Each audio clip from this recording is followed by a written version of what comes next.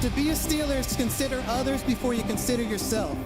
To protect your brother, even from himself. To give support at your own expense.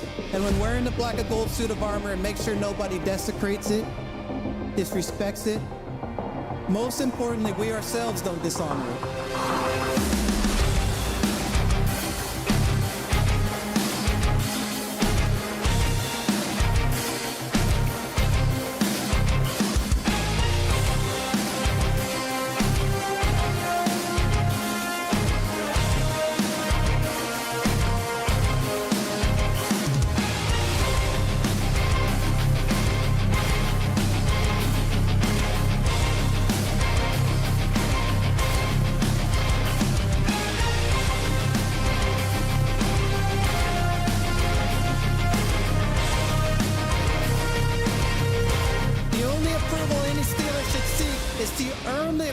From previous legends who have donned the black and gold.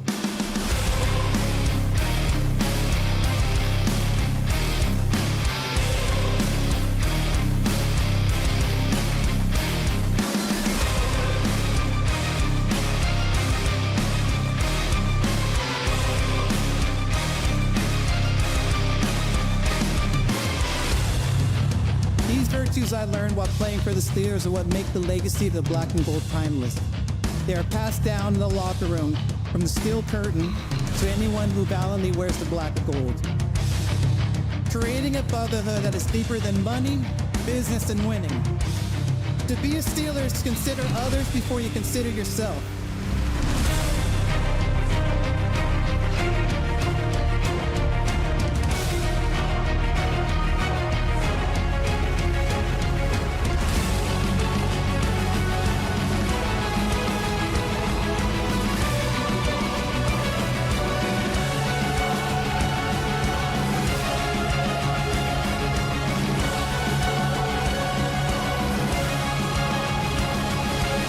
This is our culture, Steeler culture. Now, here are your hosts, Rob and Dan, the Steel Twins.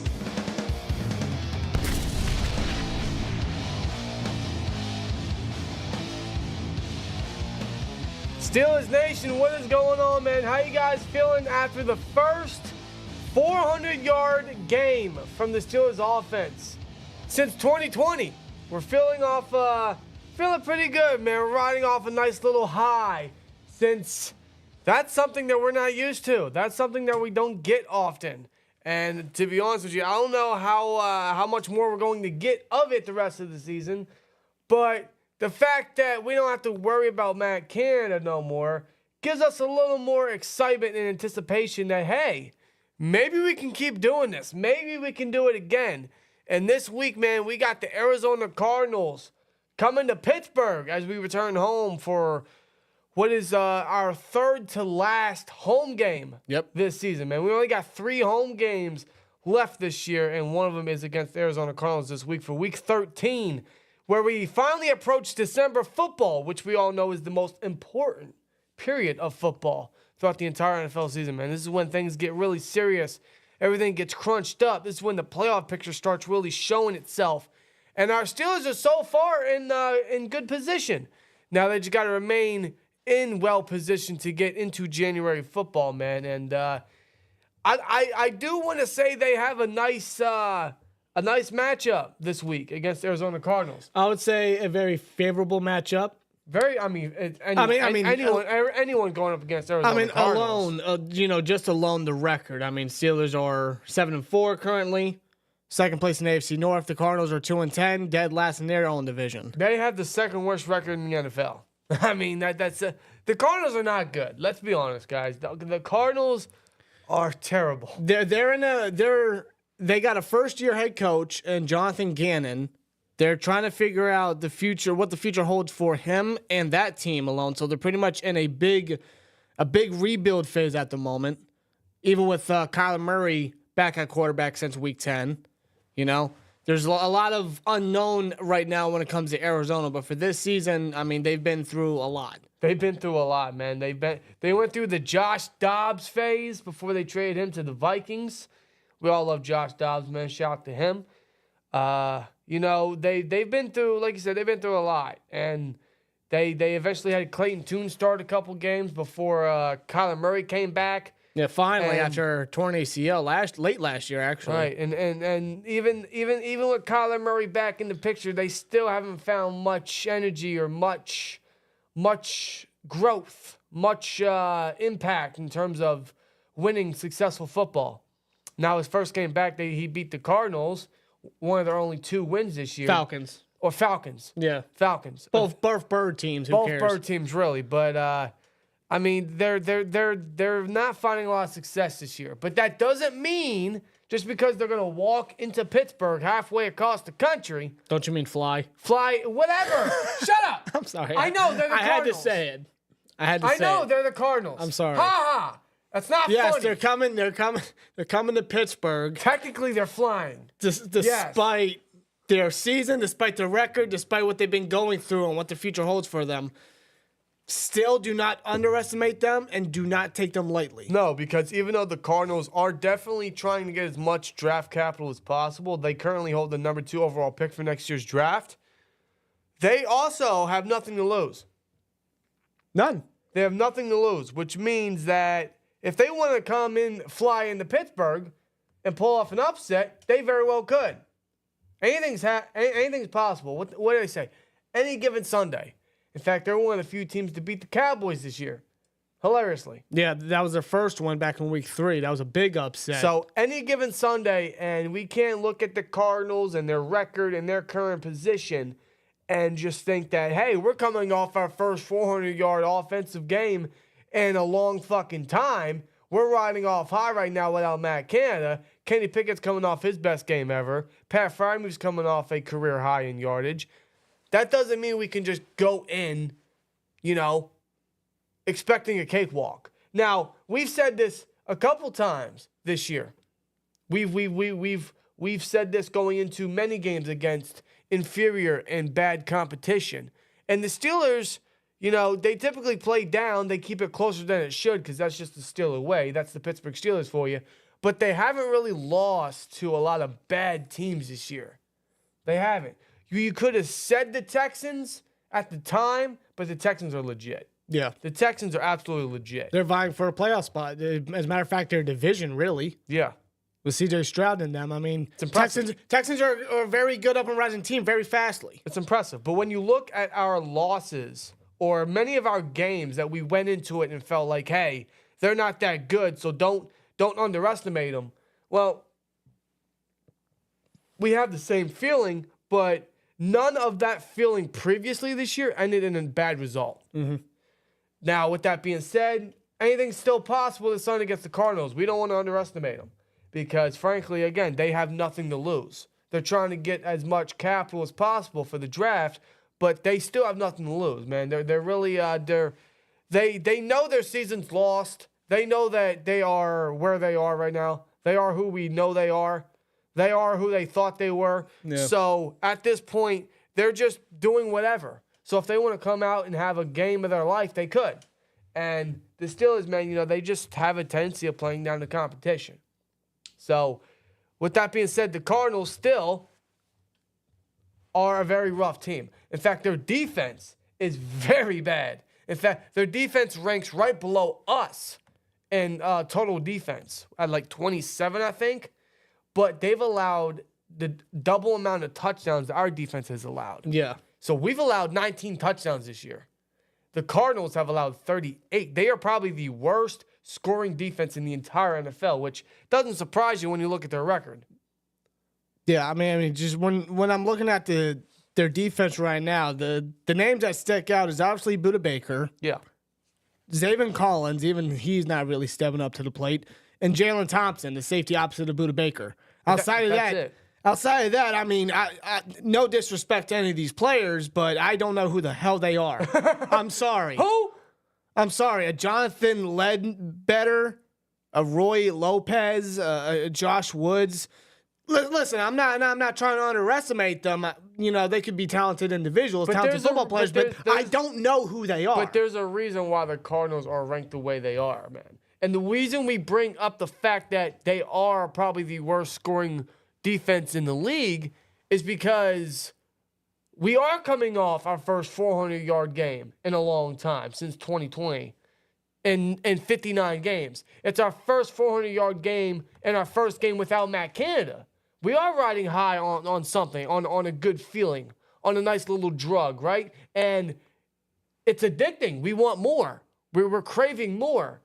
We deserve more, as a matter of fact. Yeah, we've been through so much torture for so many years. Way too much. It's not even funny. You guys got to understand as a Steelers fan to understand, really. Yes, as Steelers fans in the chat, you guys know. You guys have been through it. You guys have witnessed it yourselves. So yes, we do want more. We want more 400-yard games. We want more of what we saw last week, and we'll get into it. But what I want more this week, and what I am expecting more now, is more points, more touchdowns. Yeah. That's the only thing we were missing last week. And I know we can't get everything in our first game without Matt Canada, right? No, but the yardage was a great first step in the right direction. Very good step in the right direction. The usage of the players was a better step in the right direction, right? Now we need to start getting extra points and finishing drives because we have the ability to do so. We have the players to score. We obviously have the yards to get down there. We have the plays to execute. Yeah. We got to actually do that this week against the Cardinals. That's the big step I want to see from the offense, man, is let's have some extra scores. Let's finish the drives. Let's get in the end zone a little more. Especially when they get down to the red zone, because there were several times or several attempts that they were in the red zone. It could have gone down to the red zone, and they failed at that. Right. That was the one gripe really about the offense, is not finishing the drives when they had the opportunity to do so. And that's been a terrible trait for years now, especially this year. But that was still evident even without Matt Canada. So this game against one of the worst scoring defenses in the league, and riding off what you're riding off from last week and trying to build on that, we want to see more scores. We want to see more points. We want to see more than just 16 points. Yeah. At least 24, something. I want additional scores. That's what I want. Yeah. This team is capable of doing so. The offense is capable of doing so. Last week they showed you they can get the yards, they can get down the field. Now it's time to finish it. That is the main goal this week. Not only getting the dub, but that's the big jump I want to see from the offense. Not only consistency in the way they utilize their players, not only consistency from Kenny Pickett, not only consistency with the yards that we're gaining, but the touchdowns have got to deliver. That's what I want to see. So we didn't get everything last week, and we weren't going to. We weren't going to. But now I'm a little more hungry for extra points. Mm-hmm. I think it's warranted that they should be able to get the points that they couldn't get last week. They can get it this week. They're facing the Cardinals. I'm not trying to underestimate them, but they are the Cardinals. You're at home. It's your first home game with the offense that you're riding with, right? So there's going to be a new level of energy in Heinz Field. Yeah. I mean, you can already see the level of energy from the players themselves. You knew that once Canada was gone, that everyone would have a new sense of life, a new fire lit under them, a new attitude, and just a new sense of interest and desire for the offense. And that was very, very evident last week in a lot of players.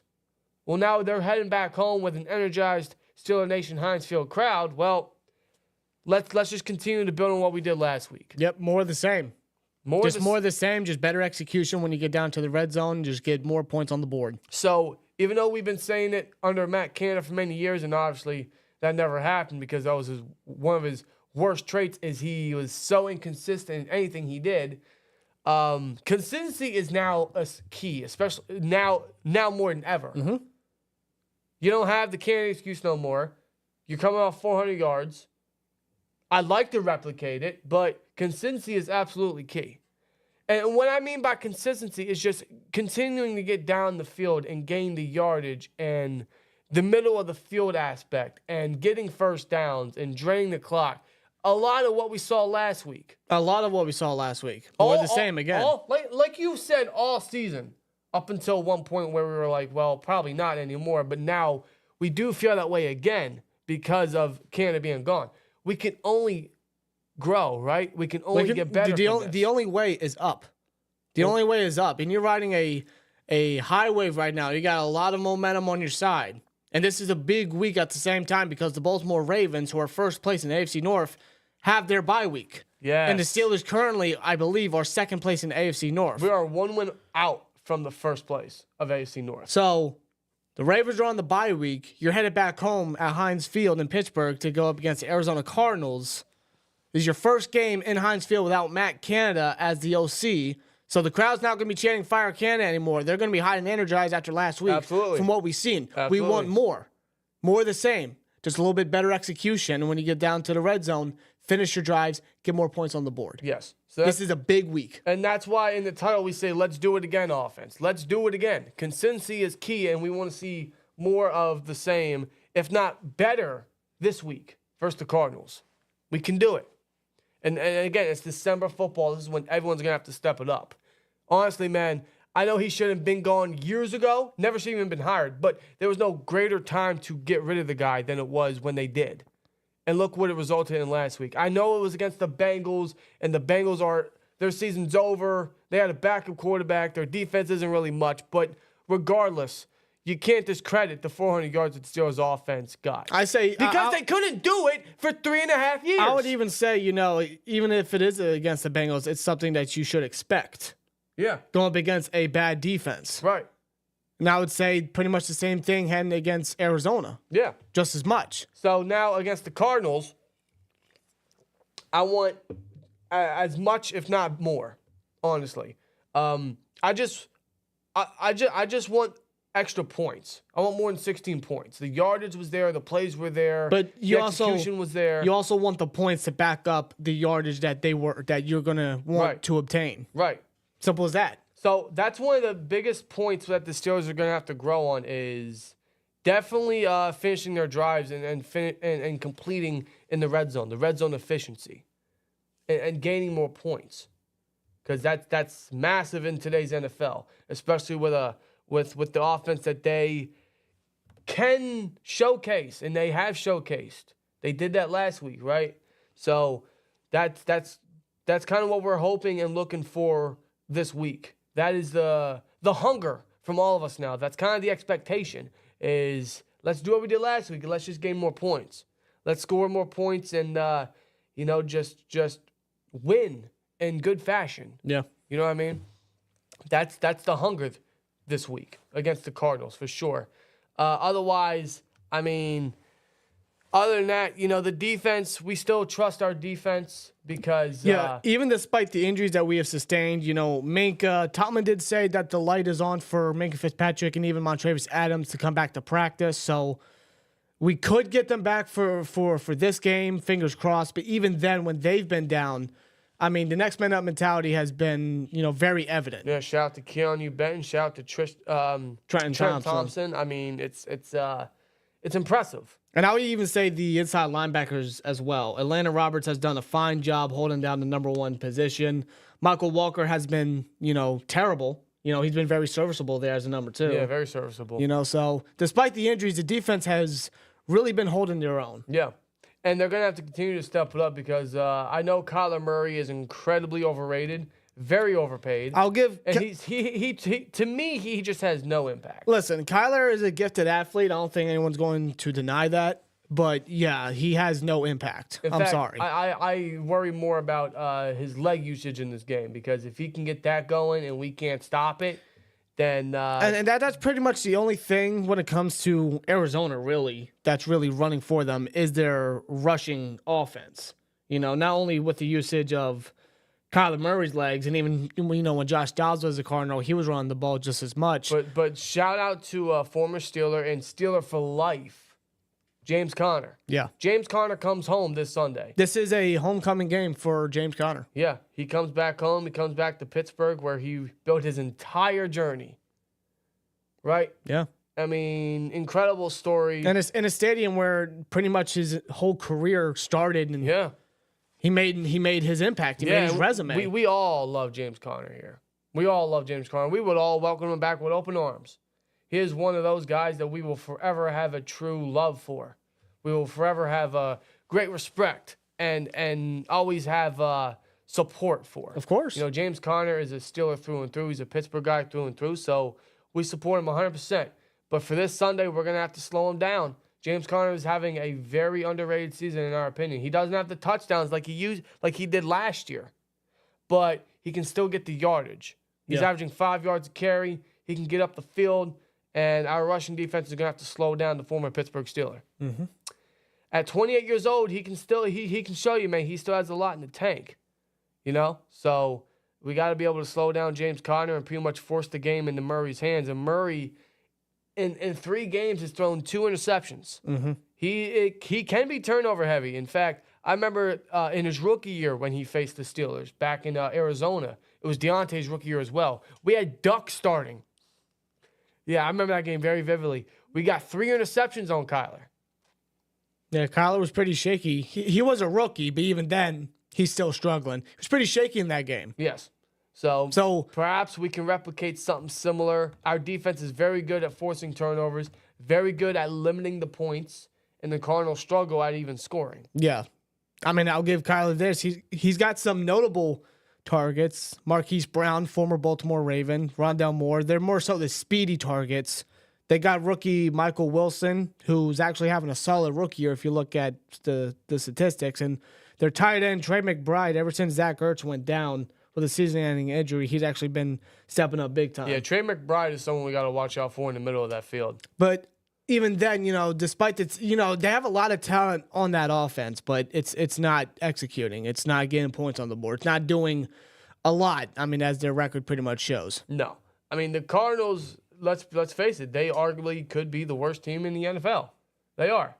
So when you look at this matchup at any direction, as long as the Steelers offense can remain consistent and get extra points on the board and the defense can do what they've been doing all year at slowing down the offenses and preventing points and creating turnovers, you got to love the matchup.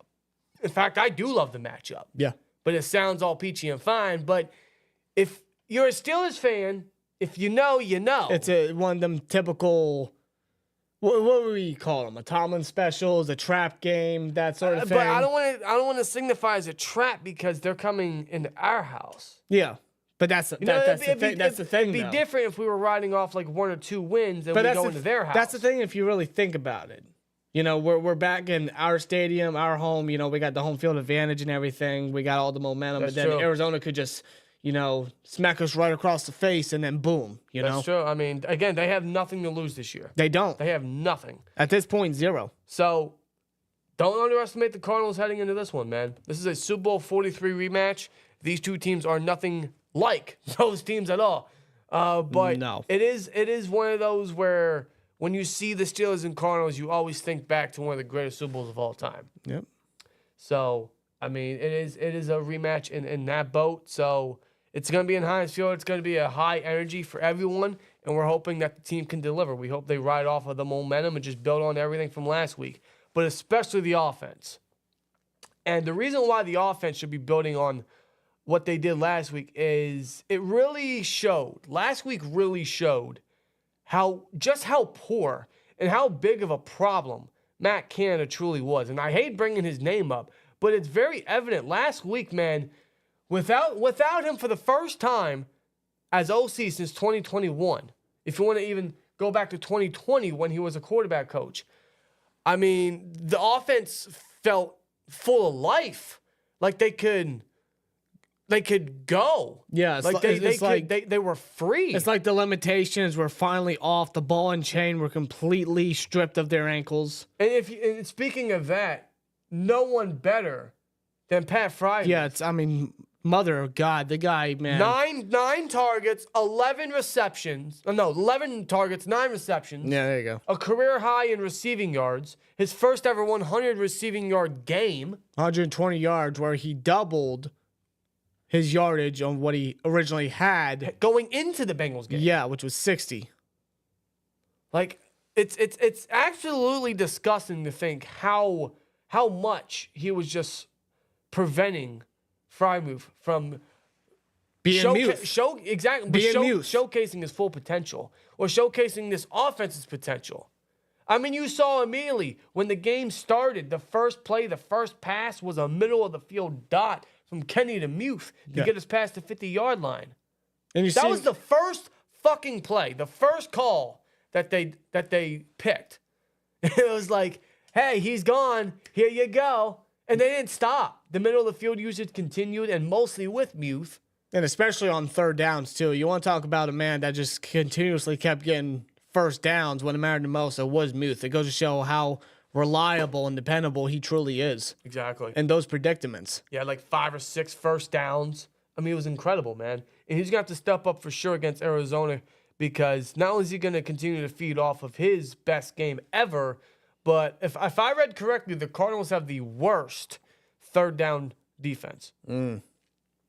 So just continued reason why the offense has to continue to build off what they did last week. Yeah. They're riding off of their best game in many years, many games. 59. And now they're facing Arizona defense that is just very poor. Don't want to underestimate them, but they are very poor. They're ranked pretty badly in a lot of categories. So, I mean, everyone's just gonna have to continue to step up and just build off of last week. So that's why we have the desire and the hunger for more touchdowns this week because we know we can get it. We could have had it last week. We arguably could have had 20 last week if Deontay just held on to the football. But we have the ability to score more points, and now we're going to have to do it this week. That is my desire. That is my expectation. That's what we should see. It's what we should see. It's what we need to see. Consistency is key. Exactly. More of the same. Continue to step it up. Just better execution. Absolutely. And, of course, not only is everyone going to have to continue to build and be consistent, but especially Kenny Pickett. Especially Kenny Pickett. I'm not going to lie to you, man. Kenny Pickett had his best game probably of his entire career last week. Not going to lie to you. He has been piss poor all season. All season. And it's not exactly because of Canada reasons. It was because of the way Kenny was playing as a quarterback. The way Kenny functioned as an NFL quarterback. It was not good. It was not good. Well, his first game without Canada sure showed to help him a lot in his development. And Kenny, as a quarterback, grew. And some of that had to do with the play calling and the usage of his weapons and Kenny growing as an NFL caliber quarterback. And the way he looked down the field and the way he made his throws and the way his accuracy was. It still wasn't picture perfect. It wasn't great. There was still some inconsistencies, but a lot better than what we saw the first 11 games, first 10 games. So, with that being said, Kenny is just going to have to continue to grow upon all that. Yeah. And I'm not ready to change my tune on Kenny yet because what he did versus the Bengals does not make or break his future. It does not make or break if he's the franchise. It's a step in the right direction. A very big step, a proud step in the right direction, as a matter of fact. Because we need to see that from Kenny. Yeah. We need to see more of that from Kenny. Those NFL caliber throws he made to Pickens deep, to Deontay deep, to Muth down the middle of the field. That's what we got to continue to see. We just got to see more of that, as well as him step up as a pocket passer, and he needs to grow when he's under pressure because that's going to be his biggest kryptonite. It was last week.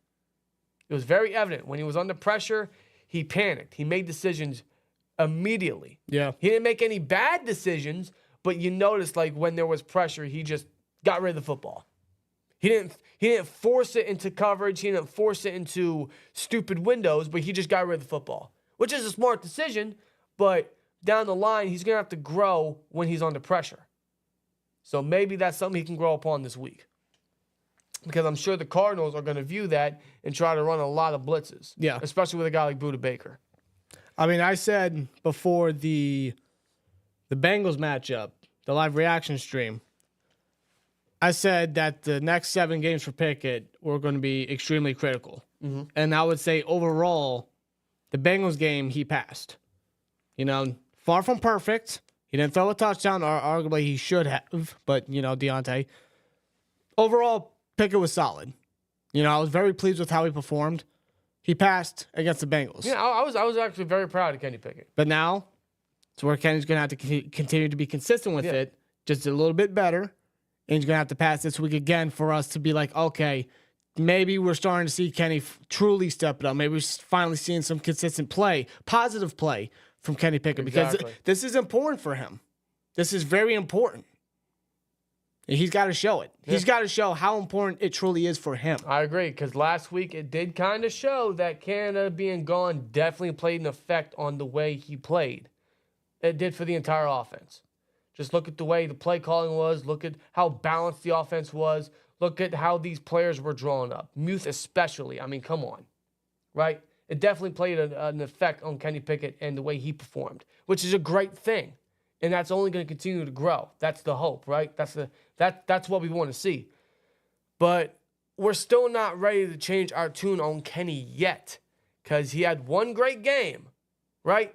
A step in the right direction without Canada. Well, we still got how many games for the rest of the season? If you continue to do this on a week-to-week basis, then guess what? Maybe our tune will be changed, and maybe we got someone decent, maybe someone solid in Kenny Pickett.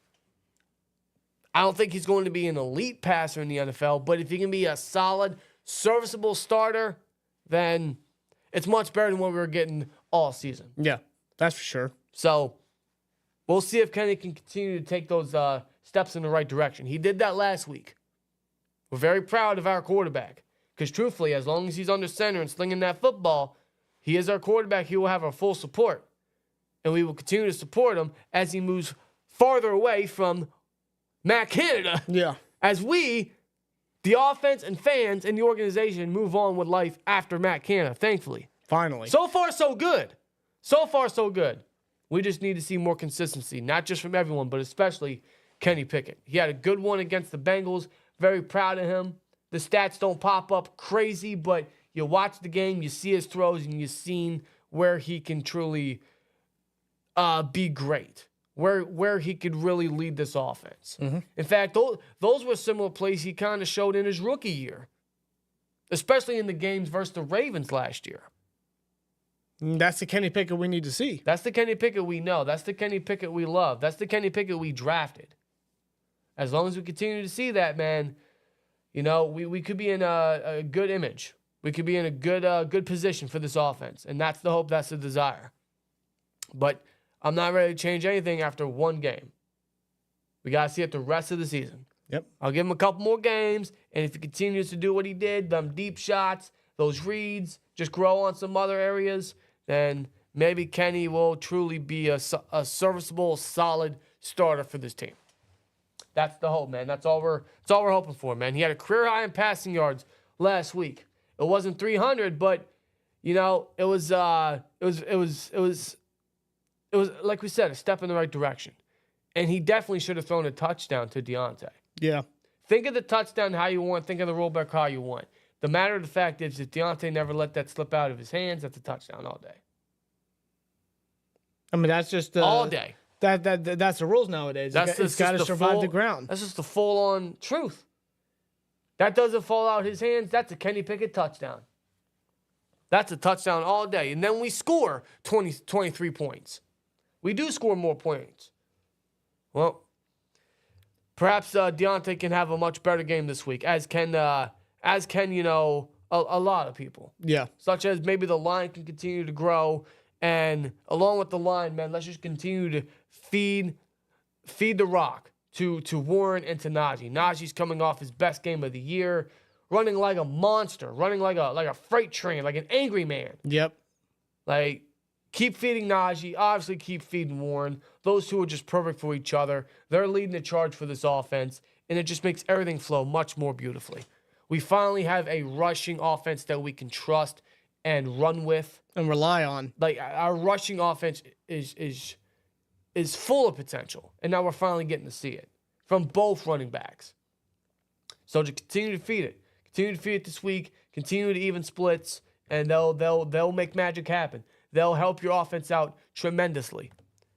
And then the passing attack will come.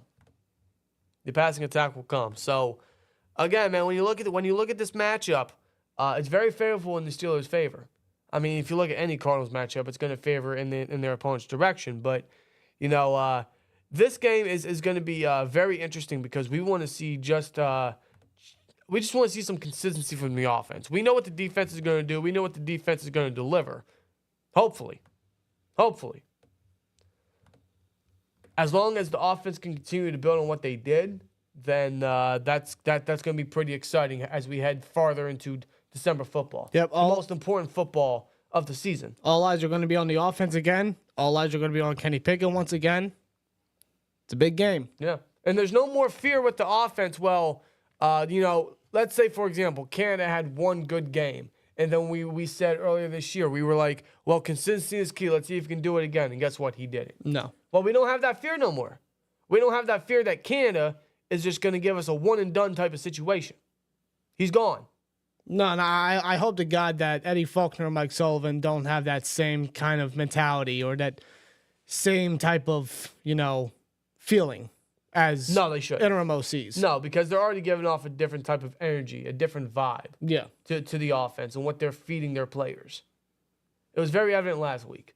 And now seeing what they were able to do in their first game as interim OCs, they're only going to want to continue to grow on it. They're only going to want to do more, do better. Yep. Which is great. So this is the game to do it. So when we look at this game, when we look at the Cardinals and Steelers matchup this Sunday in Heinz Field, most of the eyes, pretty much all the eyes are still going to be on the offense because we had a great game last week. We didn't have the points we wanted, but we got the yardage we so desperately haven't seen in again, years, weeks, months, games, many games.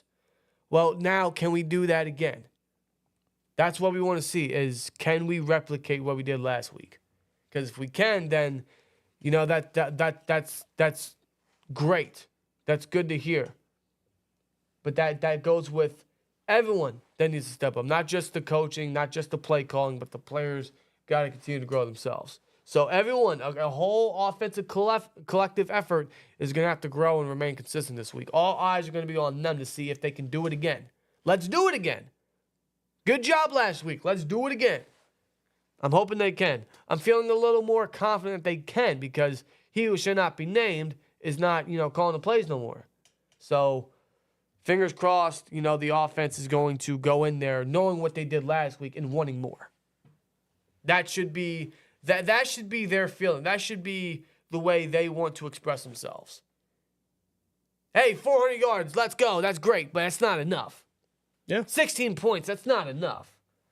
I remember when Broderick said, the rushing offense is good, but like where I came from, like we expect more, we want more. I want 200, and look what happened the next week. We got over 200. Yeah. So why not have that same mentality for the offense? Exactly. Dude. Let's get more. Let's do more. Exactly.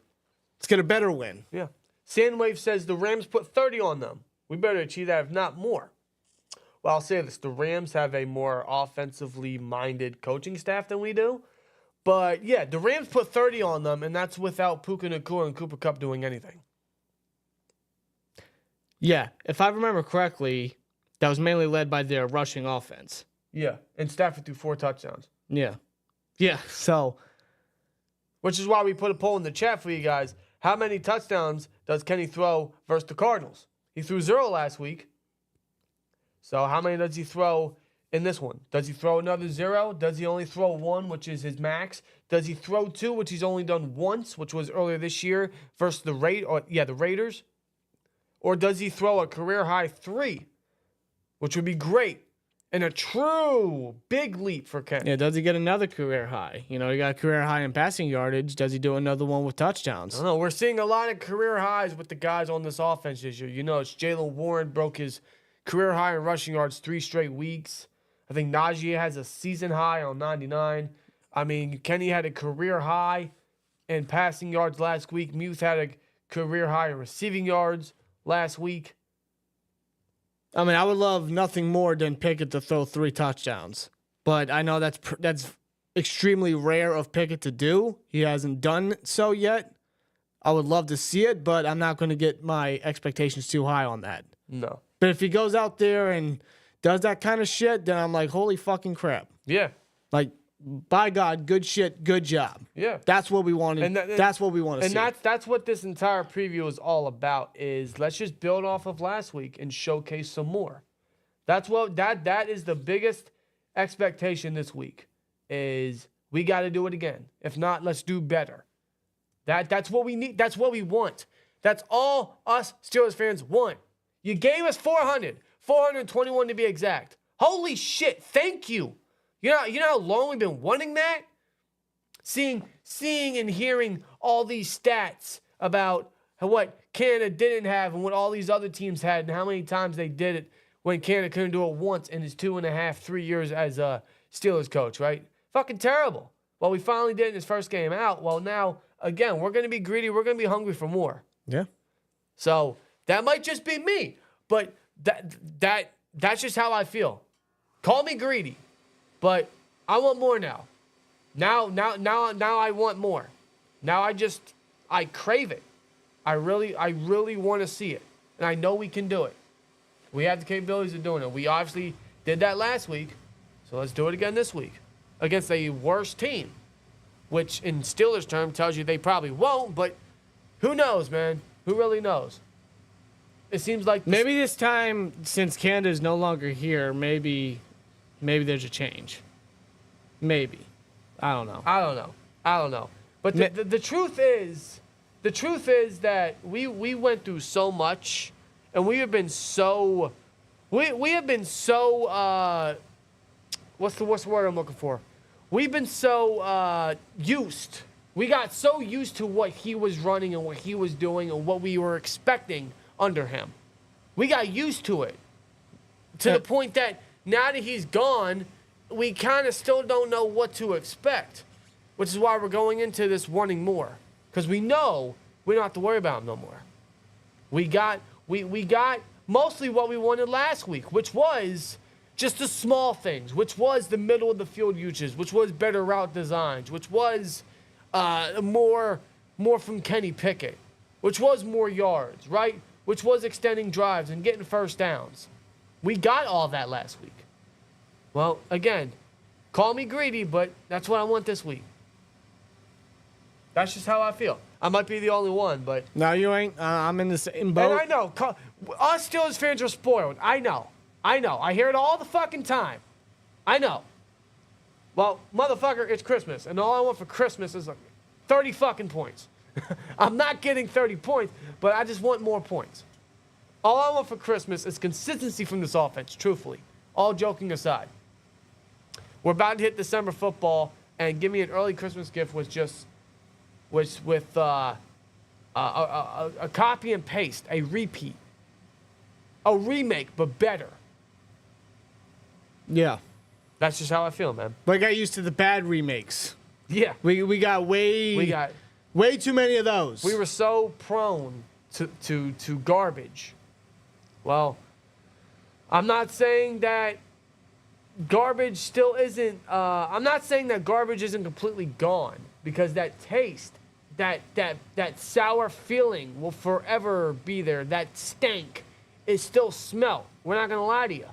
Until it's fully gone, that stank will linger around Heinz Field. I'm sorry, but it will.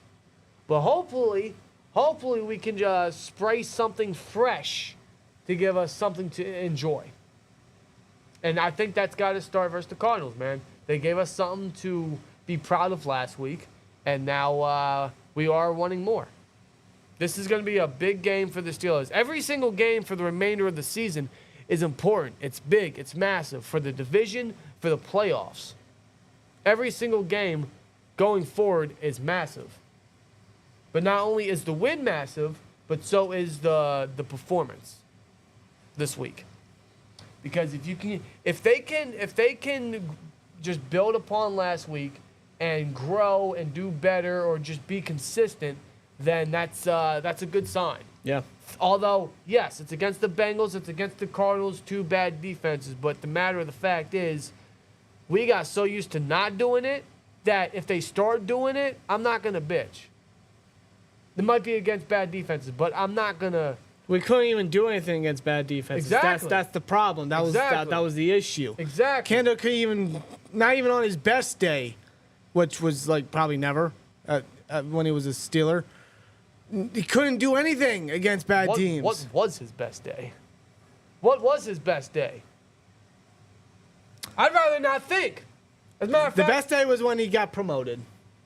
Oh, God, no. That's what happened. It was the worst day, though. It was the worst day. It was the worst day in Steelers history, bro. Okay, maybe not. I'm probably exaggerating. But nonetheless, I feel like we're saying his name too much, but it's just the fact that, man, we're feeling good after last week. And, for this Cardinals game, it's a big one, and I just want to see more from the offense. I think this game is going to truly show how much change this offense will have. You know what I mean? Let's see, because if they can't remain consistent, then that's still going to be very worrisome. Yeah, especially down the stretch. Whether it's coaching or whether it's the inconsistency from Kenny Pickett, if we can't remain consistent, it's still a concern. It is. If they can, then that's a positive sign, obviously. So that's why we say this game against the Cardinals is going to be very important for that fact. For a lot of facts, but that one especially.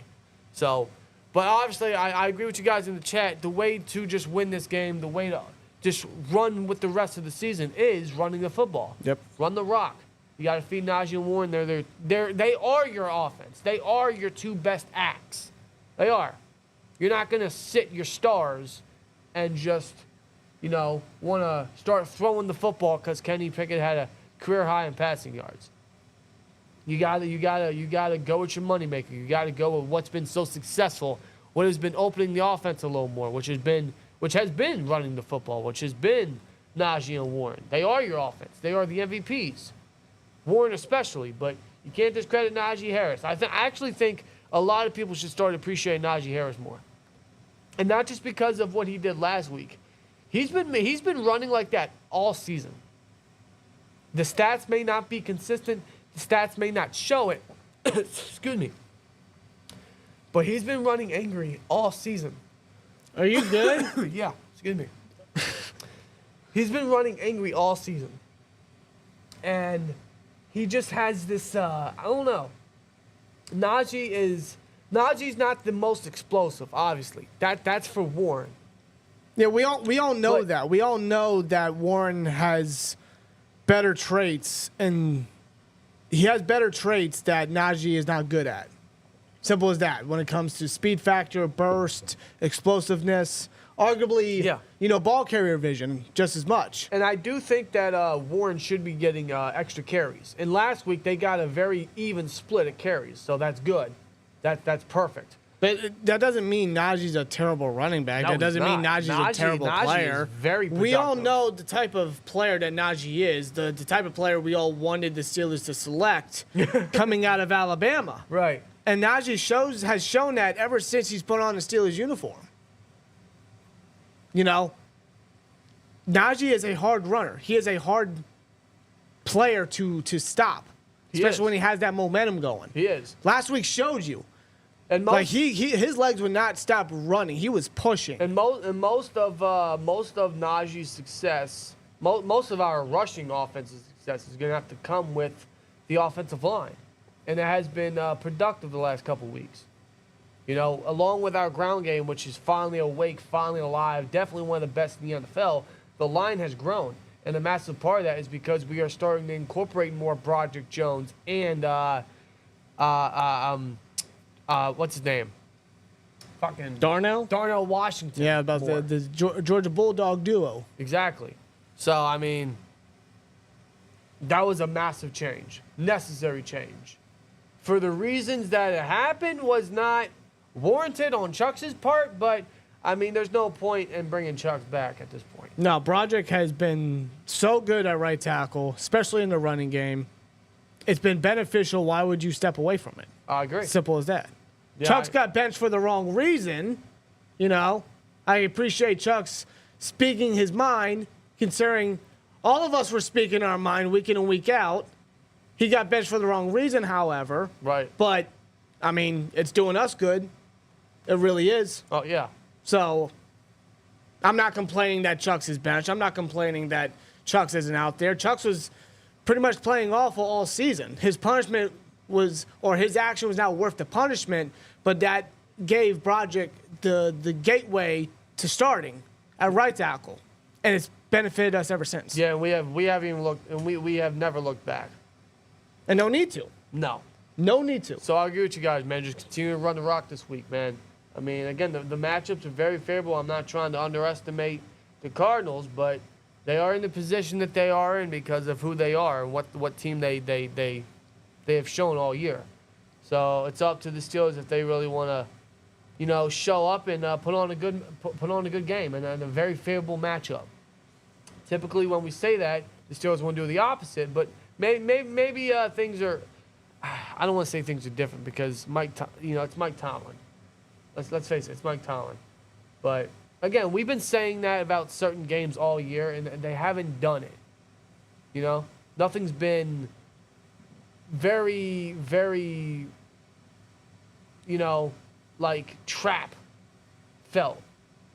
You know what I mean? Mm-hmm. And I'm not getting that feeling with this one, but with the Steelers' typical history, this is one of those games you want to watch out cautiously for. But I don't know. With this one, I get a different sense. I hope I'll eat my words on that one. X Factors on Sunday is Najee Harris, T.J. Watt, Cam Hayward, George Pickens, says Nathan Manco. I agree. We need to get Pickens involved more. That's another thing we want to see from this offense this week. I'm glad you mentioned his name. Get Pickens involved more. Please. We need to get Pickens more targets. Just in general, he should already be getting involved. He should be involved heavily in the offense. Now, with the way that Deontay Johnson has recently been acting, the way he acted against Matt Canada is very understandable. It happens. He had every right to do so. The guy finally he let his frustrations out, and I can't blame him. But what we saw against the Bengals, his demeanor and his attitude, with the Jaylen Warren play where he barely did any effort when it came to blocking. Yeah. And when then Warren fumbled, apparently Deontay said he didn't see the ball, which I beg to differ because he looked at it. If you look at the replay, and then it's not even the fact that if he saw that Warren fumbled or not. It's the fact that you see the defender running with the football. I was just about to get to that. It's just as simple as that. He looked back, he seen the player run with the football, and he just stood there. He did nothing. I mean, it's football 101. Coaches tell you that probably all the time. You see someone running with the football going the opposite direction, I don't care if they're going to blow the whistle. You still chase the defender down. And he did nothing. And that play was after the touchdown that he dropped. So in that moment, I don't know if he was just upset that it wasn't a touchdown. I don't know if he was upset that he messed up on that play because he didn't hold on to the ball the whole time. I don't know what was going through his mind on that play. But just get to the next play. But even then, on that on the bench. But even then, after the game, he went to X. And the footage that was going through social media about Deontay, not having any effort, he pretty much reposted and stated, "Oh well, better luck next time." I'm just kind of like, what the fuck? Like, what type of response is that? Not only that, but aren't you supposed to be the leader in the locker room at wide receiver? Yeah, really. He's held that position for quite some time, and he's thrown out these replies and responses on X about something that, I think all of us should be questioning, like, what the fuck? Right. The man's being paid this much money, and ever since he's been back, his impact has been more felt than ever. No, there's a new sense of appreciation, but last week versus the Bengals was the most Deontay Johnson game ever. He dropped a touchdown. He showed no emotion on Warren's fumble. Not to mention the first play he got, he ran backwards. Right. And then later in the game, he caught a long bomb showing his true potential. The most Deontay Johnson game I could ever fucking remember. I swear to God. He's the most frustrating receiver out there. Hot and cold. That's how he is. That's what Deontay Johnson is. He's hot and cold. It doesn't make sense. It doesn't. Like no, that's just the player Deontay is. But it still doesn't make sense, though. I know it doesn't. He's a great player with massive potential. He's an elite route runner. We know this, man. But he just, I don't know. He's just, what we see from Deontay is what we're going to get from Deontay. Yeah. Those little errors is what we thought we were going to start not seeing after his second or third year. Well, now, if it keeps happening, it's just in his game. Yeah. We're just going to expect it from Deontay. Yeah, but at this point, as far as his attitude goes and his demeanor, if that were to continue, which I hope to God it doesn't, then yeah, that's when you got to get Pickett more involved than ever. He should already be getting involved, but if DJ's going to continue to be acting this way, Tomlin's not going to put up with that shit. no. He didn't put up with that shit earlier in Deontay Johnson's career when he kept dropping passes left and right. Yeah, and he benched him for James Washington. Yeah. Remember that game? So if that's going to happen that many years ago, Tomlin no doubt will do it again for George Pickens, who no doubt needs to be involved. Right. And that's brought up some discussion on social media whether the Steelers should trade or cut Deontay Johnson after next season.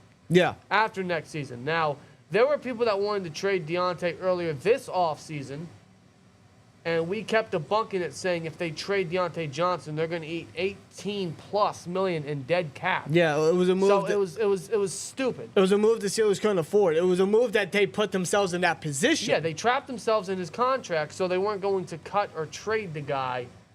Now, if they want to entertain the idea, I'm absolutely not going to, turn away from it. I'm not going to shy away from it. No, not at all. No, because I'm sorry. Let me correct myself. The Steelers would have lost $19.6 million. So dead that's cap. even worse. If they were to trade him, so let's say they trade him next year, right? Let's just talk hypothetically, okay? We're just entertaining some ideas. If they were to trade him before June 1st, according to the website Spot Rack here, Right. they would save $10 million but lose $5.8 million in dead cap, which is very easy to make up. That's very serviceable. Just cut chucks and you make up all that. Pretty much. That's all you gotta do. Pretty much. That's all you gotta do. So they could trade or cut him, and pretty much save. Let me do my math here. They would save $5.2 million, pretty much. Yeah. They would eat 5.8 in dead, but save 5.2. That's pretty much what they would save. But do you trade or cut Deontay? First of all, I don't think Steelers are going to do that. They trust him enough. They would never. I mean, they trust him enough to give him that contract. They rarely extend wide receivers. We're a wide receiver factory. We could replace you with a drop of a dime, just like that, quickly. Right. They gave him that extension. So that alone, even at that time, they have more than enough confidence in DJ. Yeah, and they trust him enough, and they would never get rid of a target for Kenny Pickett. Yeah, that aspect as well. A prime target, a arguable number one target. But think of Deontay how you want, man. He does play an effect on this offense, the way we run the offense, the way he opens up a lot for everyone, not just Kenny, but the targets for Muth and for Pickens, right? Pickens isn't the most polished route runner. He doesn't get a lot of crazy separation like Deontay does, but Deontay and what he does on the opposite side allows Pickens to do what Pickens can do with his body and his big catch radius and his downhill speed, right? His big aggressiveness as a receiver, right? Yeah. So think of Deontay how you want in his attitude. As a matter of fact, I don't disagree with most of you guys at all because I have the same feelings. But trading or getting rid of him, I don't think is a viable option, nor would the Steelers do it. I would just let his contract play out. That's something that they probably just will end up doing. Let his contract play out and then evaluate if you want to keep him or not. Now, they are a wide receiver factory, so there's not really much concern if we get rid of him.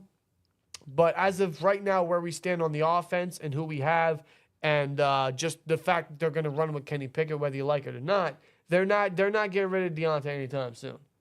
He's going to be a Steeler up until after 2024. Yeah. It's as simple as that. Honestly, I would be very shocked if they were to trade DJ. Very shocked. So, DJ, I mean, He's frustrating. I'm not going to lie. Yes, he is absolutely frustrating. Yeah, just his game is his game. We're just going to have to work with that. How many years has he been in the league? He was drafted, 2018? Yes. Yeah, exactly. No, so 2019. It's like, or whatever. 2019. Whatever, His game is his game, But his attitude, that's what he needs to work on. Yeah. That's what he's got to control. Just like with Pickens and his attitude with the whole Instagram, bullshit. The attitude is where they got to work on. Yeah, it's one thing to be frustrated about not being used properly or not getting targets or, being a wide receiver and doing what you got to do and not seeing much of the football. I understand all that. That's very warranted from wide receivers.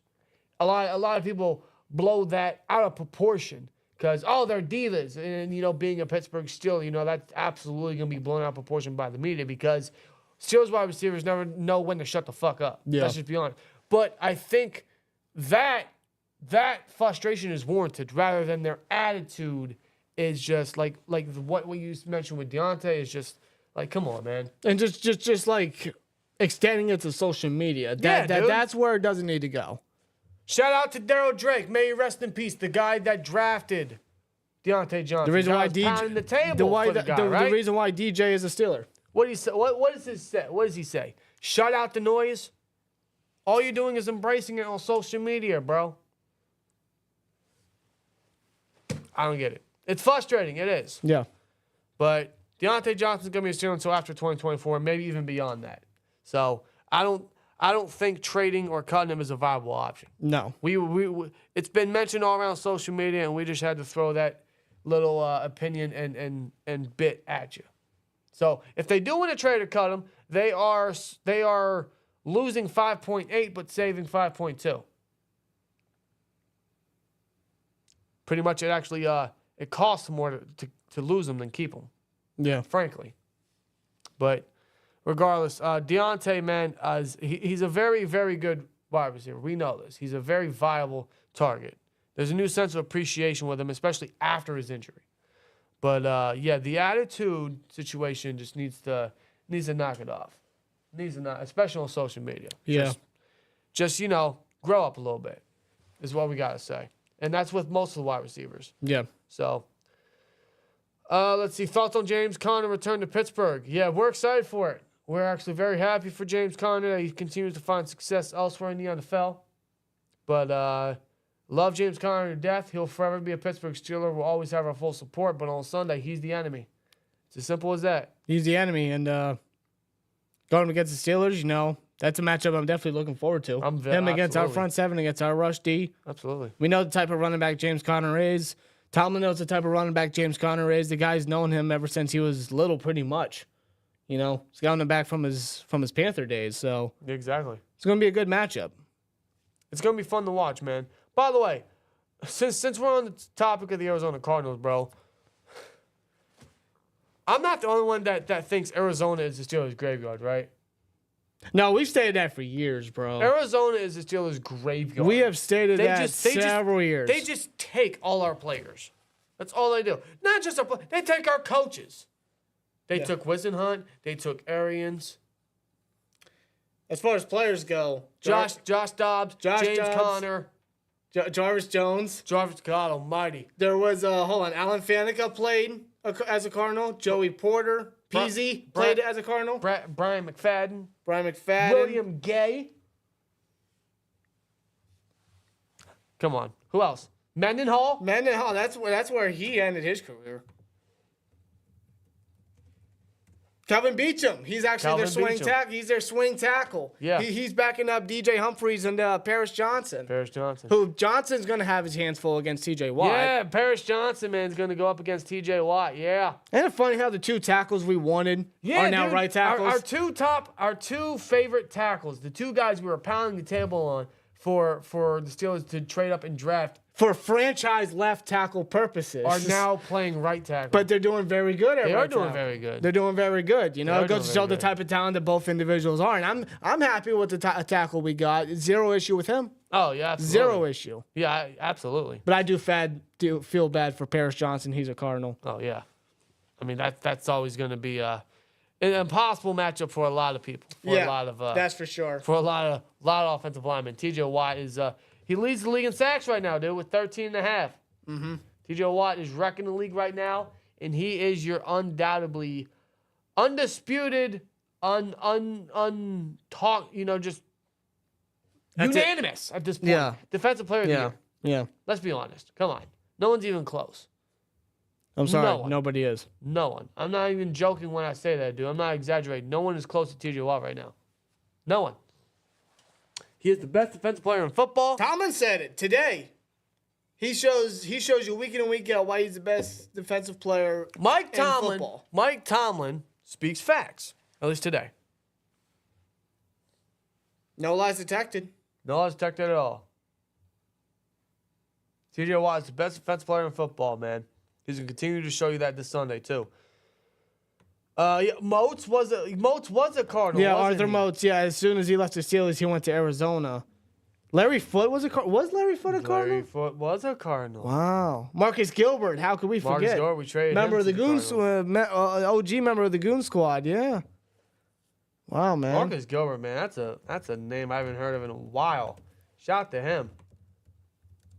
Marcus fucking Gilbert. You know, talk about an underrated right tackle. My God, No. so good. How many more former Steelers stop it. Turn Cardinals. Cardinals. There's too many. There's too many. It's not even funny, dude. It's really not. It's really not. Here's an article from Steelers Wire this was in 2019. Dan Kreider. Yeah, that's right. Oh, is that the tight end before Yeah, Heath? Jerome Tooman. Yeah, Tillman. That was him. Zamir Cobb. I don't remember. Oliver him. Ross.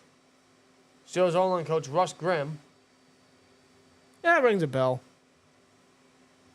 Let's see. Alan Faneca. I mentioned that. Sean Morey. Ken Wisenhunt. He was the head coach for Super Bowl 43. Yeah. Clark Haggans. Of course. Hey, may he rest in peace. Yes. Of course, PZ Sr. Lamar Woodley. Lamar fucking Woodley. Yes, Josh. Lamar Woodley. Nick Eason. Brian McFadden. A.Q. Shipley. Wasn't he their center for a while? Oh, my God. I forgot all about Deshae him. Townsend. Deshae Townsend. Wow, dude. Yeah, Arizona. Bruce Arians, obviously. The Cardinals is the Steelers' graveyard. It's where former Steelers go to end their careers. I'm sorry. Facts. It seems like They took Byron Leftwich. He was the quarterback coach. Yeah. Jonathan Dwyer. Who remembers him? Oh, wow. Yeah. Wow. Oh, you guys may not know this. Joe Green was a scout. Yes, he was. So, That's yeah, right. They even went all the way to the greatest of all time. Mm-hmm. Wow. That's fucking weird.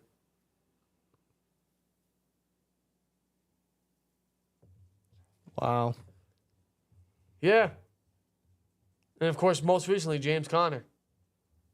But he seems like the only one where his career is pretty much resurrected over there. Yeah. Everybody else is just, not really. Connor made another Pro Bowl at Arizona where he Yeah, he led. I think he led the league in touchdowns that 1 year. Wasn't it last year? 2 years. Two Was it years 2 years ago. ago? I think it was 2 years ago. Was it really? Yeah, no, that was the last time the Cardinals were good. Oh, that's right. That felt like it was last year. I swear to God. No, it wasn't. Nope. Damn, he's been in Arizona for 3 years now. Mm-hmm. Damn, that's right. He left once we drafted Najee. Mm-hmm. Wow, that's gonna be interesting. Yeah, he scored 15 touchdowns in 2021, along with 3 receiving, so 18 touchdowns. Yeah, he was a touchdown machine. Yeah, And he still is to a degree. Oh, yeah. I mean, he only has 2 this year, but he actually has a career high in average rushing yards this year. That's good. It's really good. Yeah, James Conner's not to be underestimated this Sunday, folks, man. Don't let his age fool you, dude. He is still a very productive running back.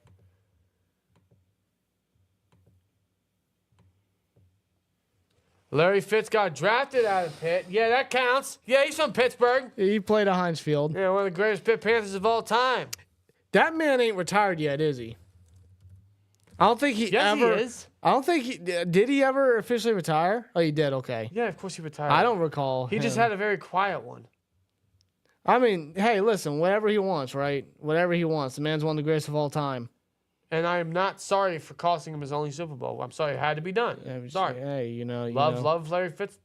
You know, when the all greatest the of all respect time. in the world, but when the game's on the line, I mean, all bets are off. I'm sorry, Larry Legend. Yeah. You are a legend forever. You are top 3 wide receiver. Top 5 at least. Nah, you got to put him top 3, Some of the bro. greatest hands of all time. You got to put him top 3. More tackles than drops in his NFL career.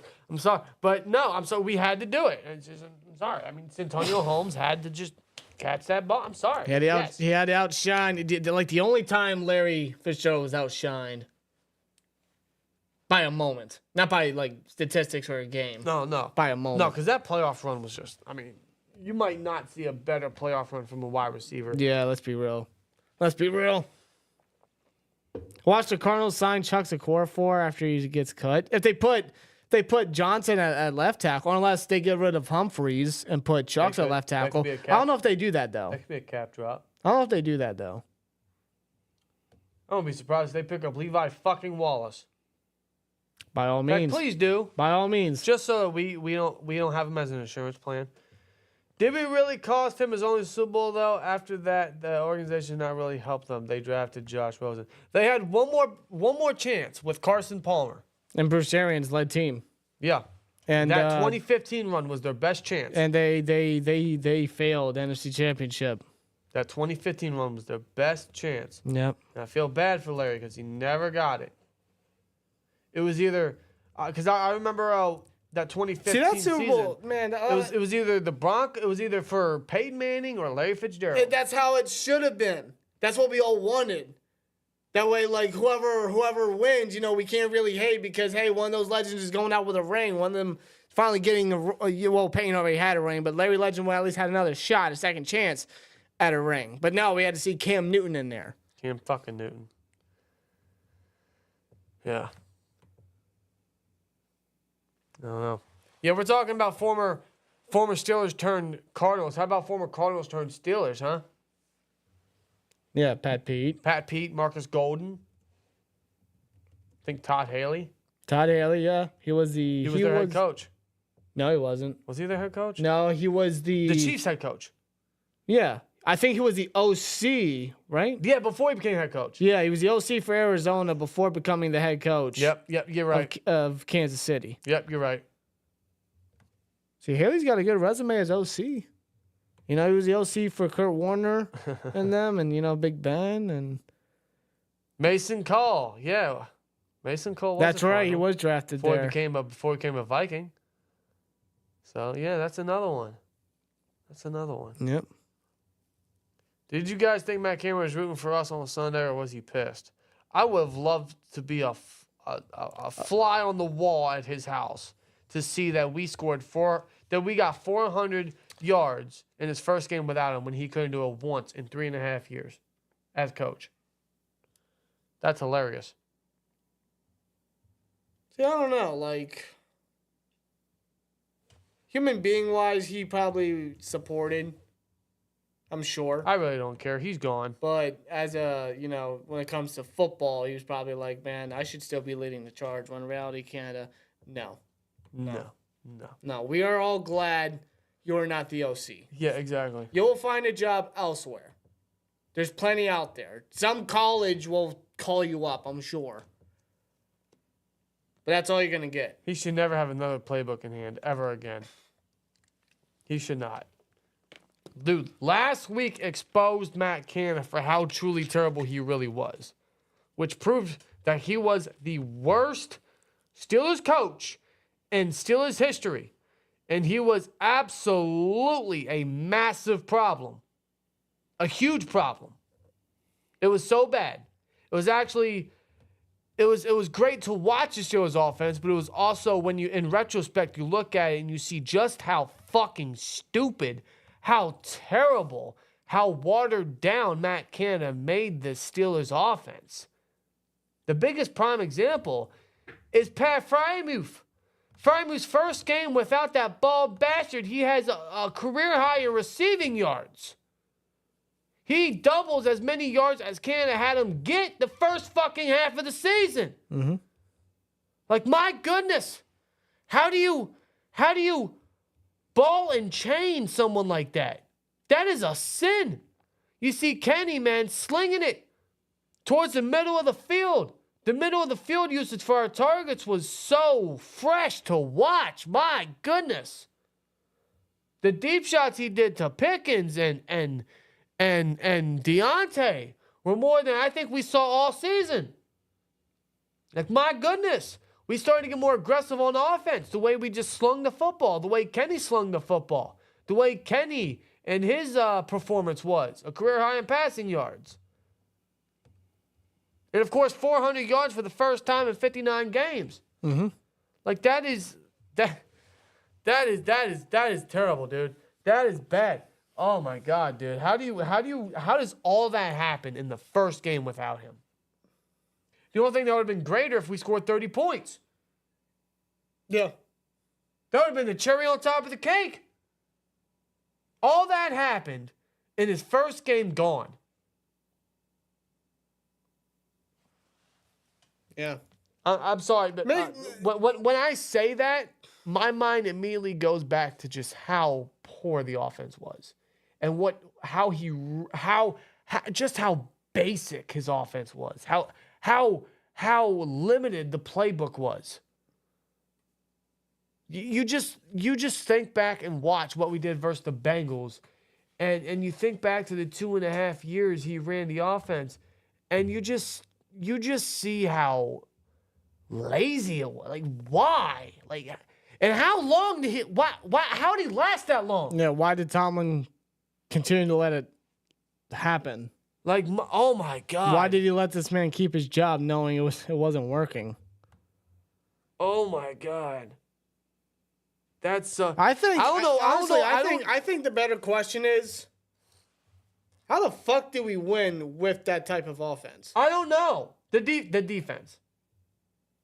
The defense. That's why. Pretty much. But I don't know, man. It's just all that information is just hitting me now.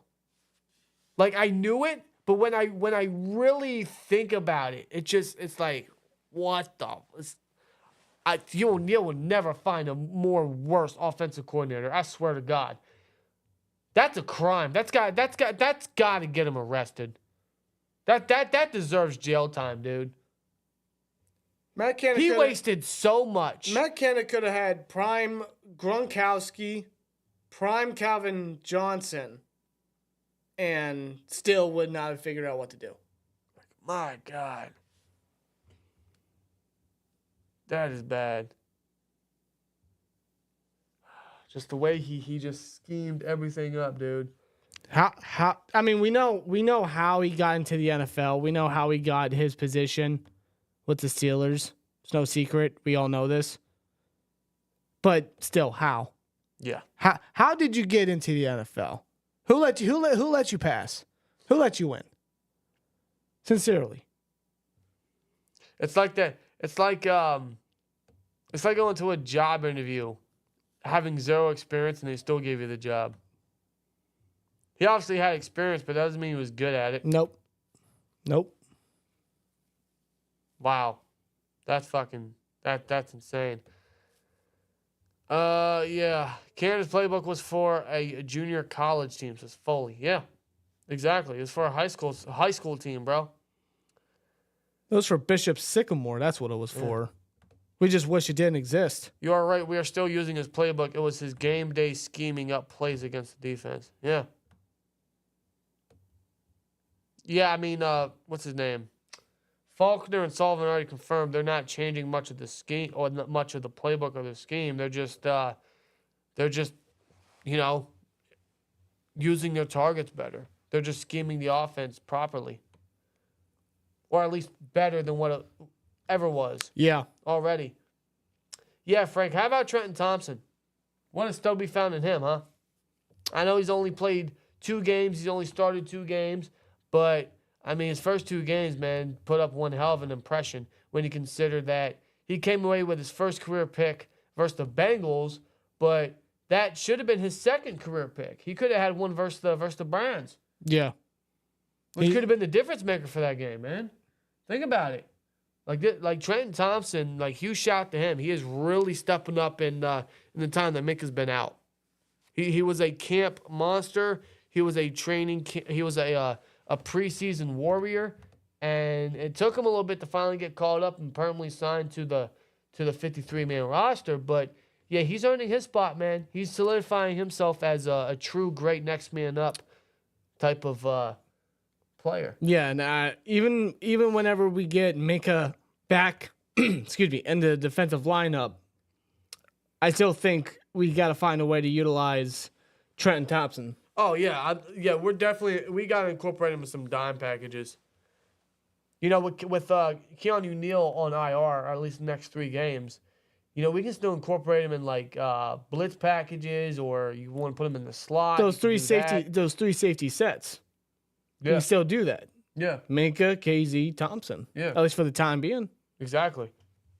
We got to continue to incorporate him on the defense, man. He just keeps making plays. Anywhere the ball's at, he's at.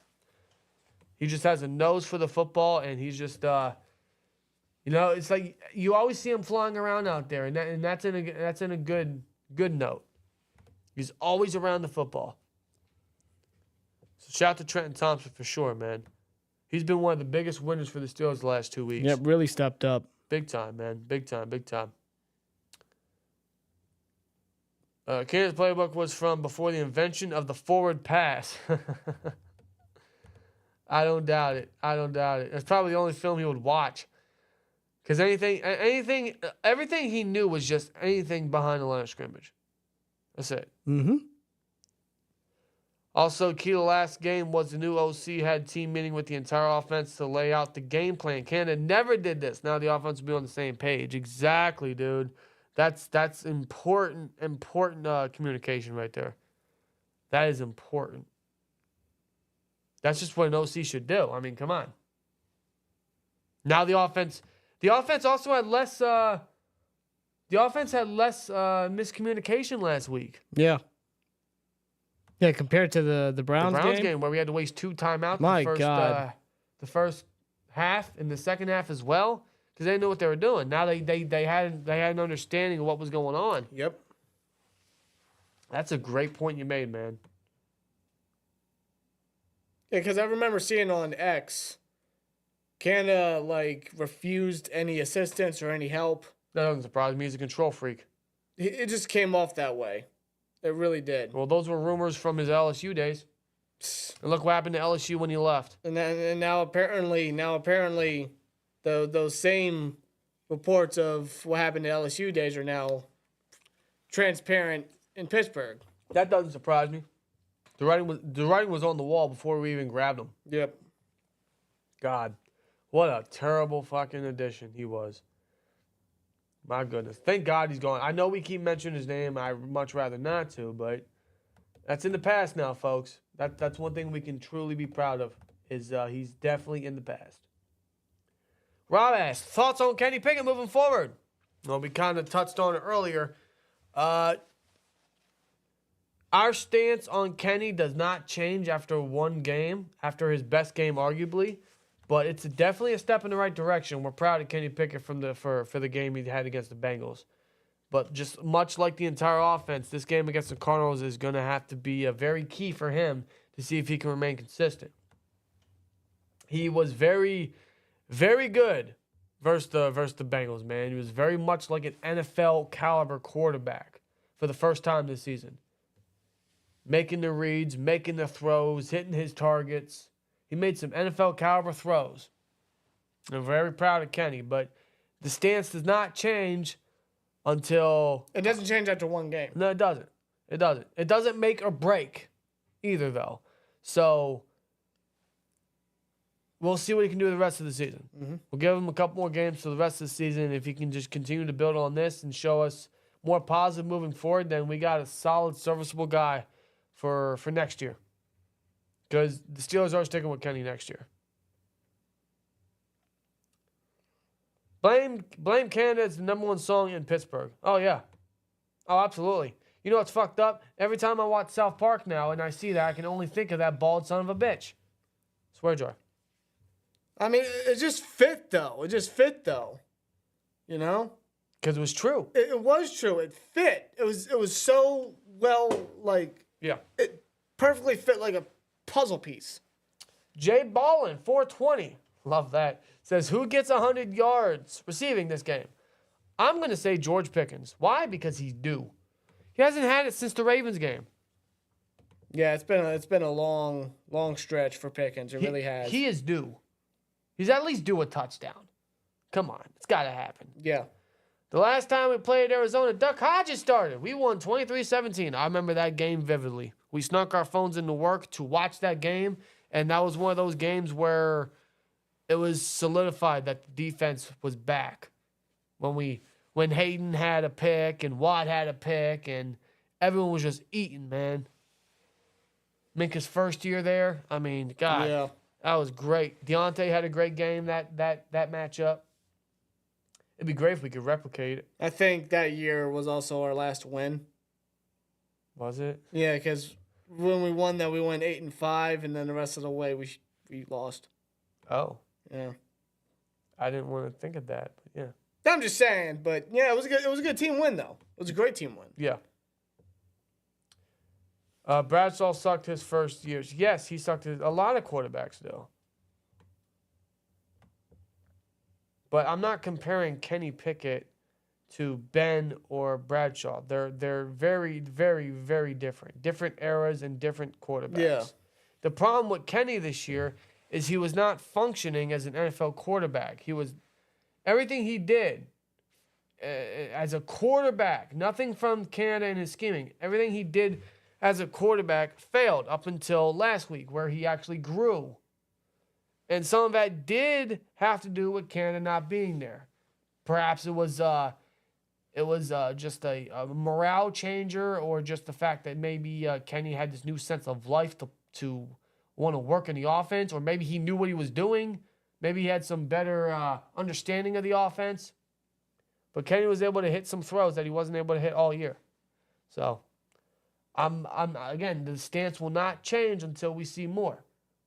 His only good game this year is not going to change everything. We need to see more. And the same thing from the offense.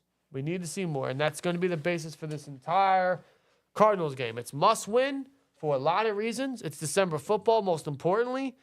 But the offense, man, now more than ever is going to have to be consistent. They're going to have to just continue to do what they did and just do it again, if not greater. That's going to be the biggest expectation, the biggest desire this Sunday outside of a dub. That's all we want to see. We had a good showing last week. One of something that all of us can be proud of. All of us can build upon. And it's just it's up to the Steelers if they want to just do it again.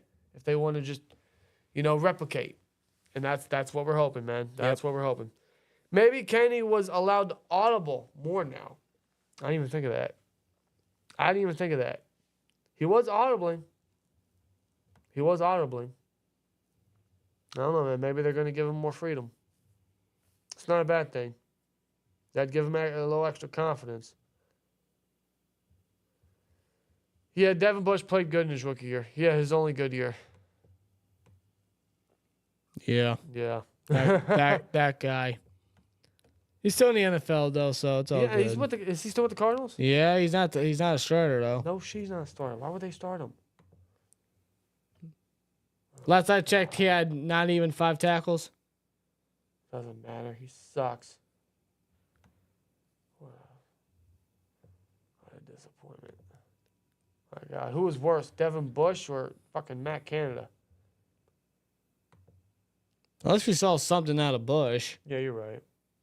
I'll give Bush that. Yeah, you're right. We got a little something out of him. You're right. You know? I'll give you that. Yeah. That's a good point. Would Marcus Peters be an option over Levi Wallace? I don't think the Steelers will consider Marcus Peters. No. They're both terrible. Yeah. They're both terrible.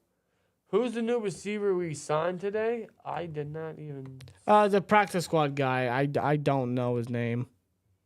They had a new practice squad body. Yeah. If the laptop wants to work for me, Give me a minute. was Jacob Copeland. Jacob Copeland, undrafted this year. I remember hearing this name. Yeah. You know what I'm saying? Name kind of rings a bell. So he's a practice squad body. Yeah. Wonder why they got him. Well, Tomlin did mention. Of course he's a Maryland cat. Yeah, that's probably a reason. Tomlin did mention that Austin. I didn't even know this. Austin apparently sustained a minor ankle injury, but the past 48 hours it has significantly gotten better. Okay, good. So when it comes to practice, Austin may be limited early on. At least that's what Tomlin said. But I wouldn't anticipate Austin being out for some time. No, I wouldn't either. That's another guy I hope we incorporate more into the offense. Calvin Austin, yeah. Yeah, use his speed, especially up the middle of the field. I mean, come on, dude. That's a mismatch. That's a mismatch. Now I'm looking at the practice squad right now. They got 4 wide receivers.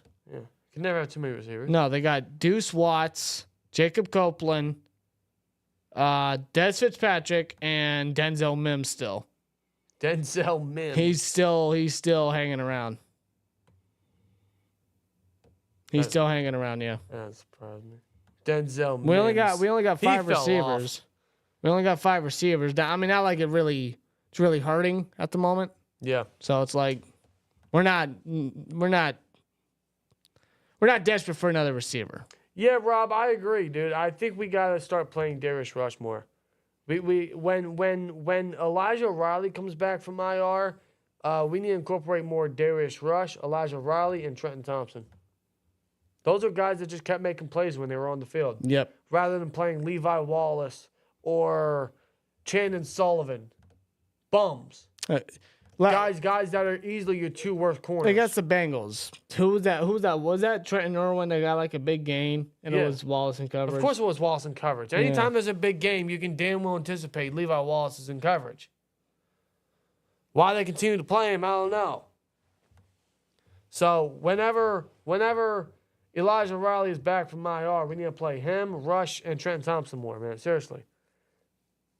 It's just you play your better guys.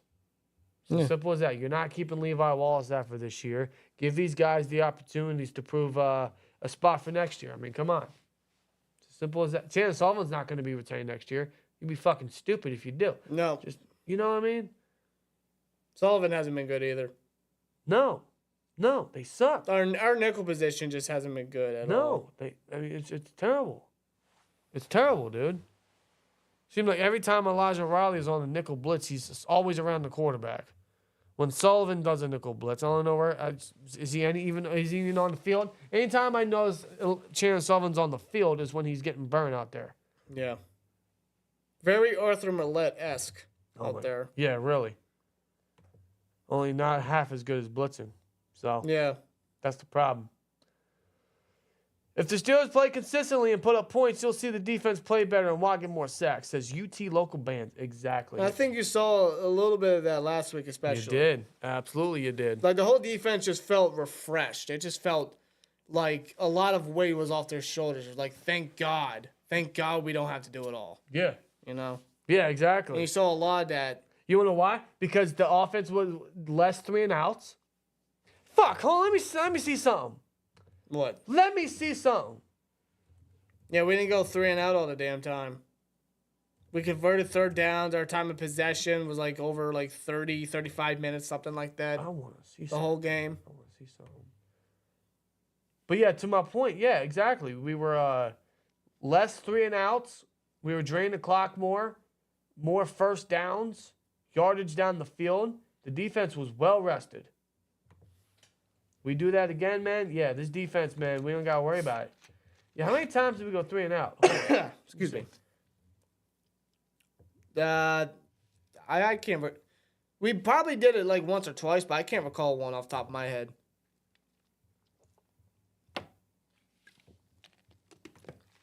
Did we not do it? There were a few drives where we got a first down the first play, But and then went 3 and out. But it wasn't immediate. No, It wasn't immediate. I don't think there was much of a 3 and out, like a typical 3 and out last week. Yeah. It was just a first down the first play, and then the next 3 were it led to a punt. But that's not your traditional 3 and out. Did we not go 3 and out last week? Not once. 22 first downs. Yeah. Not once. Not what the fuck? Not once did we go 3. Wow. Okay, and then you there want you to go. just continue to build upon how fucking terrible Canada is, bro. Wow. Not once did we go 3 and out last week. 22 first downs, you said? We could barely get that. We could barely get that in a span of 6 games. Remember, remember at one point this year we didn't even have a first down in the first quarter for how many games? Yep. Yeah, I remember that. Wow. We more than doubled the Bengals in first downs, bro. Yep. The more I'm finding out, the more hilarious it gets. It's like digging for treasure. We out yardage the Bengals you're by like a guy- 200. You're like a pirate digging for treasure, and you keep digging, and you're finding more gold. You're finding more loot. We out yardage the Bengals by 200. Wow. This is wow, dude. Wow. Mm-hmm. Wow. Again, like Sunday was history. Not once, bro.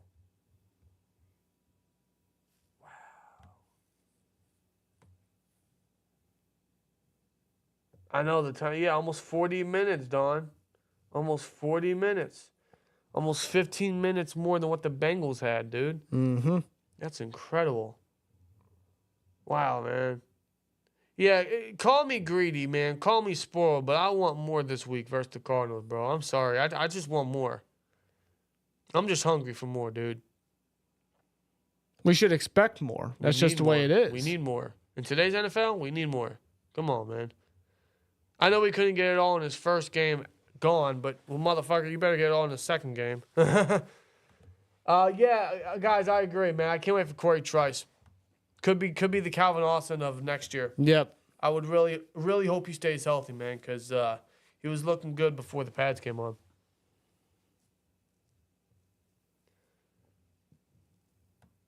Canada hurt Watt's Defensive Player of the Year chances. I'd argue that Canada was the reason Watt was always gassed. How does Matt Canada watch Sunday's game finding out he really sucked? I mean, dude. He had to have watched that game and be like, bro, what is wrong with me? I hope he looked himself long in the mirror and say, bro, what the fuck? Like, what? You know? Like, he just looked in the mirror and said, I got a fucking problem. You know? He had a problem. I'm sorry, dude. We had a problem. Nothing personal against the guy, but my God, dude. The more I find out about Sunday, the worse it gets of how bad he was, bro. Like, holy shit. That's hilarious. Wow, man. You thought the 400 yards in 59 games was just enough, right? Nah, man. There's just more being dug up. Wow, man. That's wild. That's wild.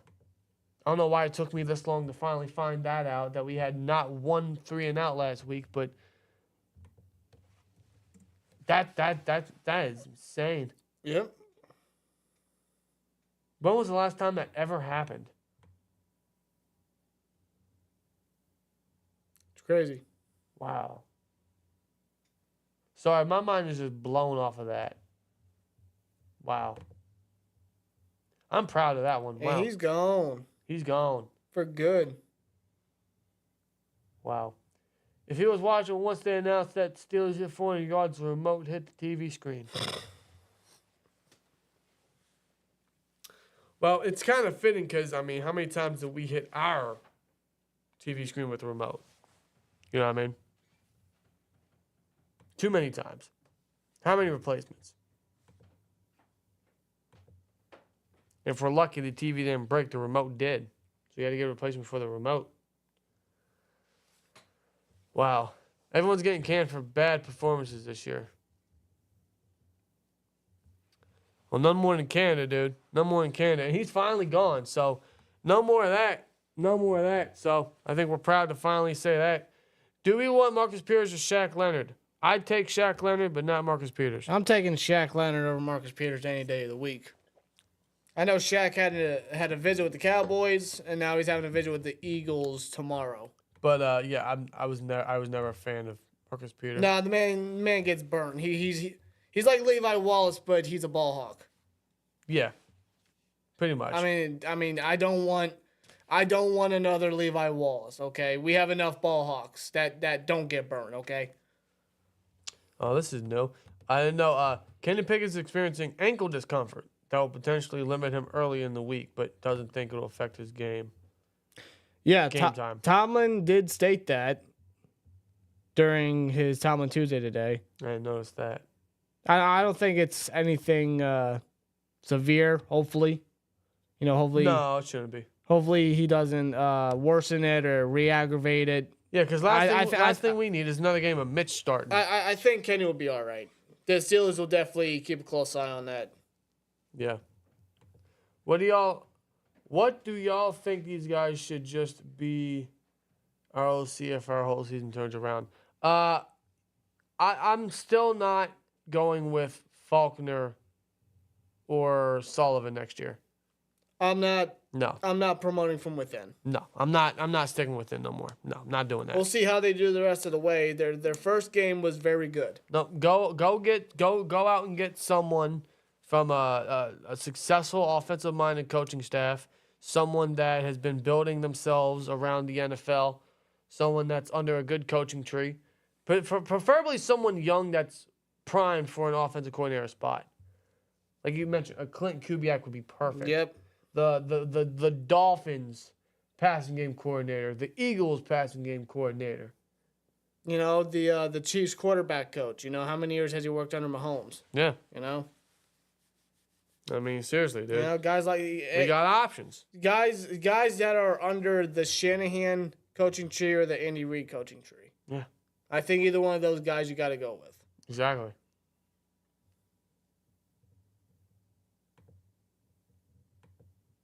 What happened to Denzel Mims? He's now on our practice squad.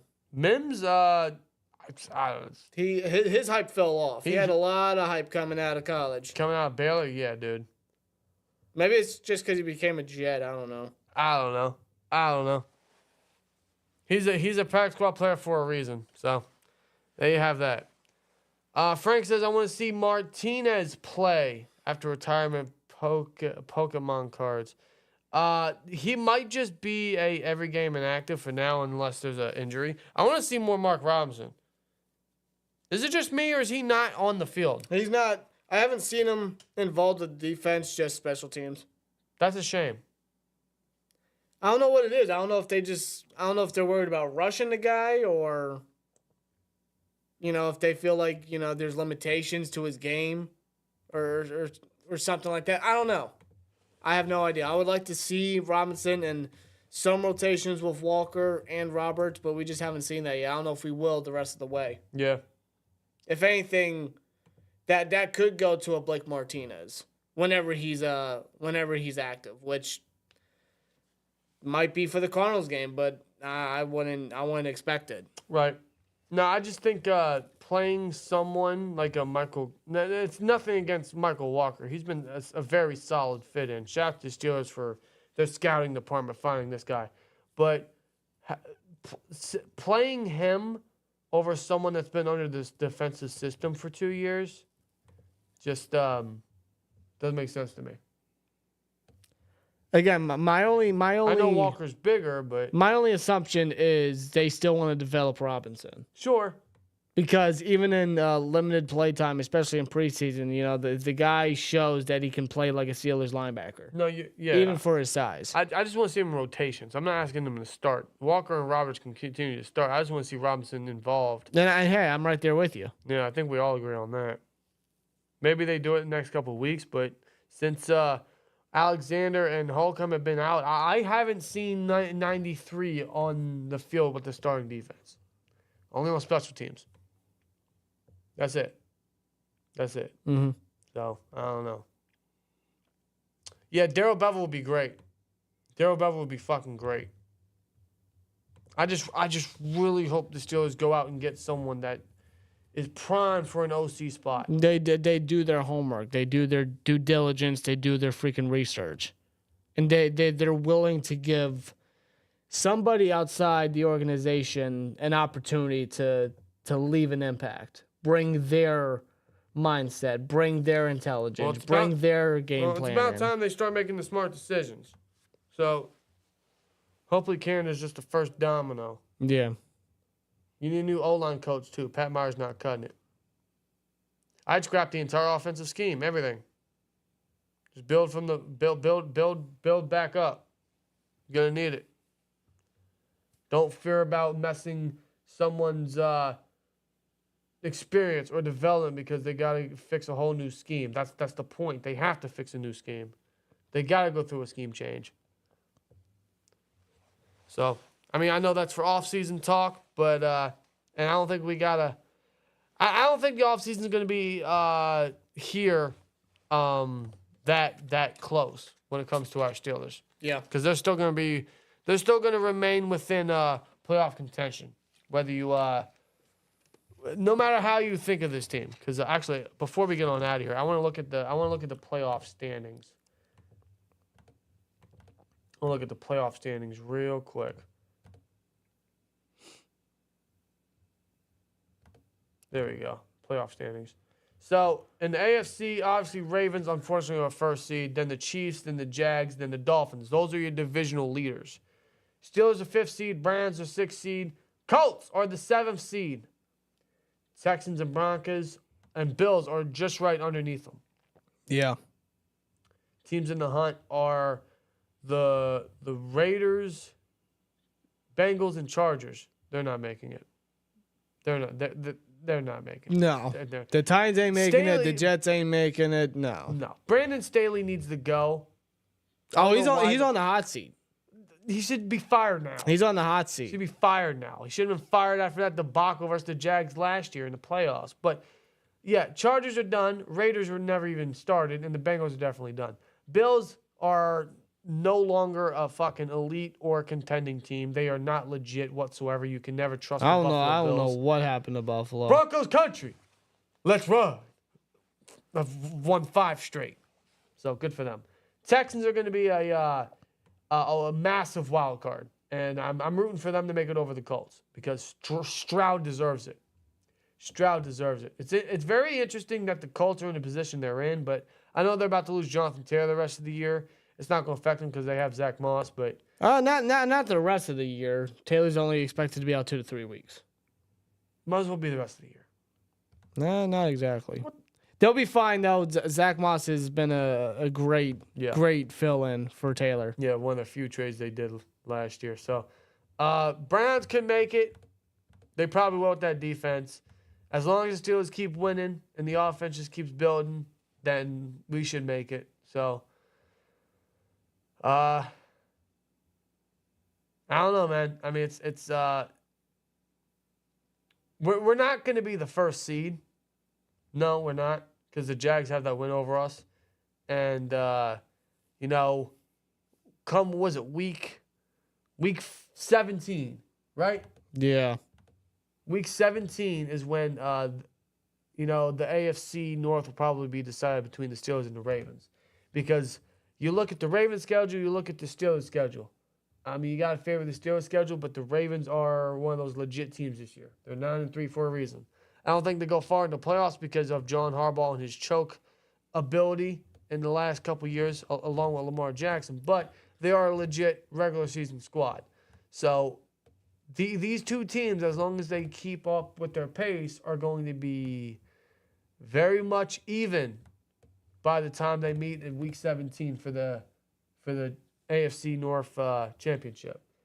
And of course, the NFL is very strategic where they place that. It's probably going to be a primetime battle because there's no time slot for that game right now. Nope. So that game's definitely going to come down. As long as the Browns don't want to, start winning football, that game is going to come down to the AFC North victor between the Ravens and the Steelers, which is very fitting for the rivalry. By the way, how about the Browns last week, huh? Losing to the fucking Broncos, getting blown out and shit. That was fucking awesome. They lost 29-12, bro. Yep. Wow, that's fucking awesome. Thompson Robinson's in concussion protocol. Oh. So Walker may be stepping up to the plate. Oh. Against, I can't remember who they face this upcoming week. Wow. That's interesting. That's interesting. Yeah, the Ravens schedule is rough, but they are a legit regular season squad. So I'm not going to write them off yet. But they do choke towards the end of the season. Yep. Especially in the playoffs. They've done it for years. Yeah. It's a hardball thing for some reason. Colts and Steelers game could be flexed to a night game. I could see it because of the playoff rankings right now. It could definitely be flexed to a night game. I wouldn't mind that whatsoever. More prime time for the Steelers. Under the lights, why not? If I were to look really quickly, as a matter of fact, now that you bring that up, it's, Steelers Colts, they don't have a date set out yet. No. Or even time. So they don't have a date nor time yet, so it could very well be prime time. Very easily could it be prime time. Yeah. Was that week 15? That'll be right after the Patriots game, which is next Thursday. The Week 15 schedule, the current Sunday night game is the Ravens and Jags. I don't know if you want to flex that. No, I'm not flexing that. NFL is not flexing that. Let's be real. NFL is not flexing that for the Steelers and Colts. Let's be honest. No. They already have their Thursday game set and the Monday night football game set. What's the Monday night football game? The Chiefs and the Pats. Can they flex Monday night football? They're not taking Mahomes off primetime. It's not happening. No one wants to watch the Chargers and Raiders, but I'm not trying to get I'm not trying to see 2 straight Thursday night football games. That game's gonna be awful. God. We're probably gonna get a 1 o'clock game. More likely. Yes, that game probably won't get flexed into prime time. But it is one of 5 games that do not have a time stamp right now. Mm-hmm. So, there you go. Yeah, Steelers-Ravens, Week 18, as a matter of fact. Week 18. Yeah, to be determined for a time and date. So that could absolutely be the closer for the regular season. Yes. Oh, well. Or the 2023 NFL season. Yeah. Oh, that's right. It's Week 18. What did I say? Week 17? Yeah, it's Week 17 Seattle. That's not going to be easy. No, that's not. We've never won in Seattle. No. Well, it's not since like the 70s. That's for Week 17. That's weeks from now. We got the Cardinals looking up to look forward to this upcoming Sunday. So 1 o'clock Eastern Standard Time in Heinz Field in Pittsburgh, PA. Our third to last home game is against the Arizona Cardinals. We got some very interesting history with this team, but it's still one to not underestimate. They're 2-10 for a reason. They are who we thought they were, but They also have nothing to lose. But for this game, all we hope from the Steelers is not just a dub, but a little more from the offense. We need to see more. We need to start stacking up points. We got the yards. Let's start stacking up the points. Yep. This is going to be very important to see just how much change this offense has already. We saw a great deal of it, but let's see the consistency part of it. So we're all hoping for that. Otherwise, we've been live for about 2 hours now on this Tuesday night was going to be Wednesday morning. It's only Tuesday. It's about to be Wednesday in like 5 minutes. It's about to be Wednesday. So with that being said, we're going to call it a stream, and we're going to call it the end for episode 35 of the Steeler Culture Podcast. We appreciate you guys for joining us tonight, discussing the Steelers versus Cardinals matchup and all the factors into it, while also kind of trashing Matt Canada the whole time because, that's always a great time. We're always down to do that. And, the fact we ain't got to worry about him no more. He's completely gone. I hope he sold his place in Pittsburgh and he's done out of here. Hopefully he goes all the way over to the Canadian border and stays there. You know what I mean? Maybe. So, with that being said, we're going to call it a night, man. Appreciate every last one of you for joining us tonight. As you guys know, we'll be live for the Steelers versus Cardinals game this Sunday. The stream's already up, so if you want, already check it out and give it a like. So, appreciate you guys for sure, man. Otherwise, you guys enjoy the rest of your week. Make it a strong one as we approach week 13 already. And this is when football gets very important and very interesting, very must-watch for a lot of reasons, man. And that's why this game and every game going forward for our beloved Pittsburgh Steelers is must-win and very important. So hopefully the Steelers can keep stacking up wins and giving us something to be excited about. So at the end of the day, here we go, Steelers. You guys enjoy the rest of your week. Enjoy the rest of your night. Make it a strong one. And see you guys Sunday for the Steelers versus Cardinals matchup. Here we go, Steelers. And as always, like, comment, subscribe, and we'll see you later. Peace! Yeah, we will not be going to the Cardinals graveyard. They'll be coming to us. I guarantee you, they're gonna be fishing to see what Steeler they can take next. I guarantee you. We're gonna have a couple free agents, so they're scouting. You can take Matt Canada if you want. He's yours. He's free. You want Levi? You can have Levi. You want Dan Moore? You can have Dan Moore too. I mean, I'm just saying. All free for grabs. Just throwing it out there. Just throwing it out there. I love Buda Baker, though. I'm just going to throw it out there. I would love to have Buda Baker. Please. It's not like you guys are really helping him out. No, it's not like we got to pay. He's doing what he can for you. It's just you're not helping him. So it's like maybe give him something, some appreciation. Yeah. Like we appreciate your dedication to the team, but it's like we feel bad. You want to go to a good team. You want to go to a team that's like trying to win now. That's trying to build up instead of you being in a rebuild mode. Like we wasted Larry's career in several times. Yeah, it's not like we got to pay a quarterback big boku bucks, so we can throw as much money into the defense as possible. So, yeah, how about that? Buda Baker. Yeah, we paid our quarterback all this money for no reason, but can't pay you. So yeah, right. Kyler Murray, man. Kyler Murray. Number one, apparently. Number one.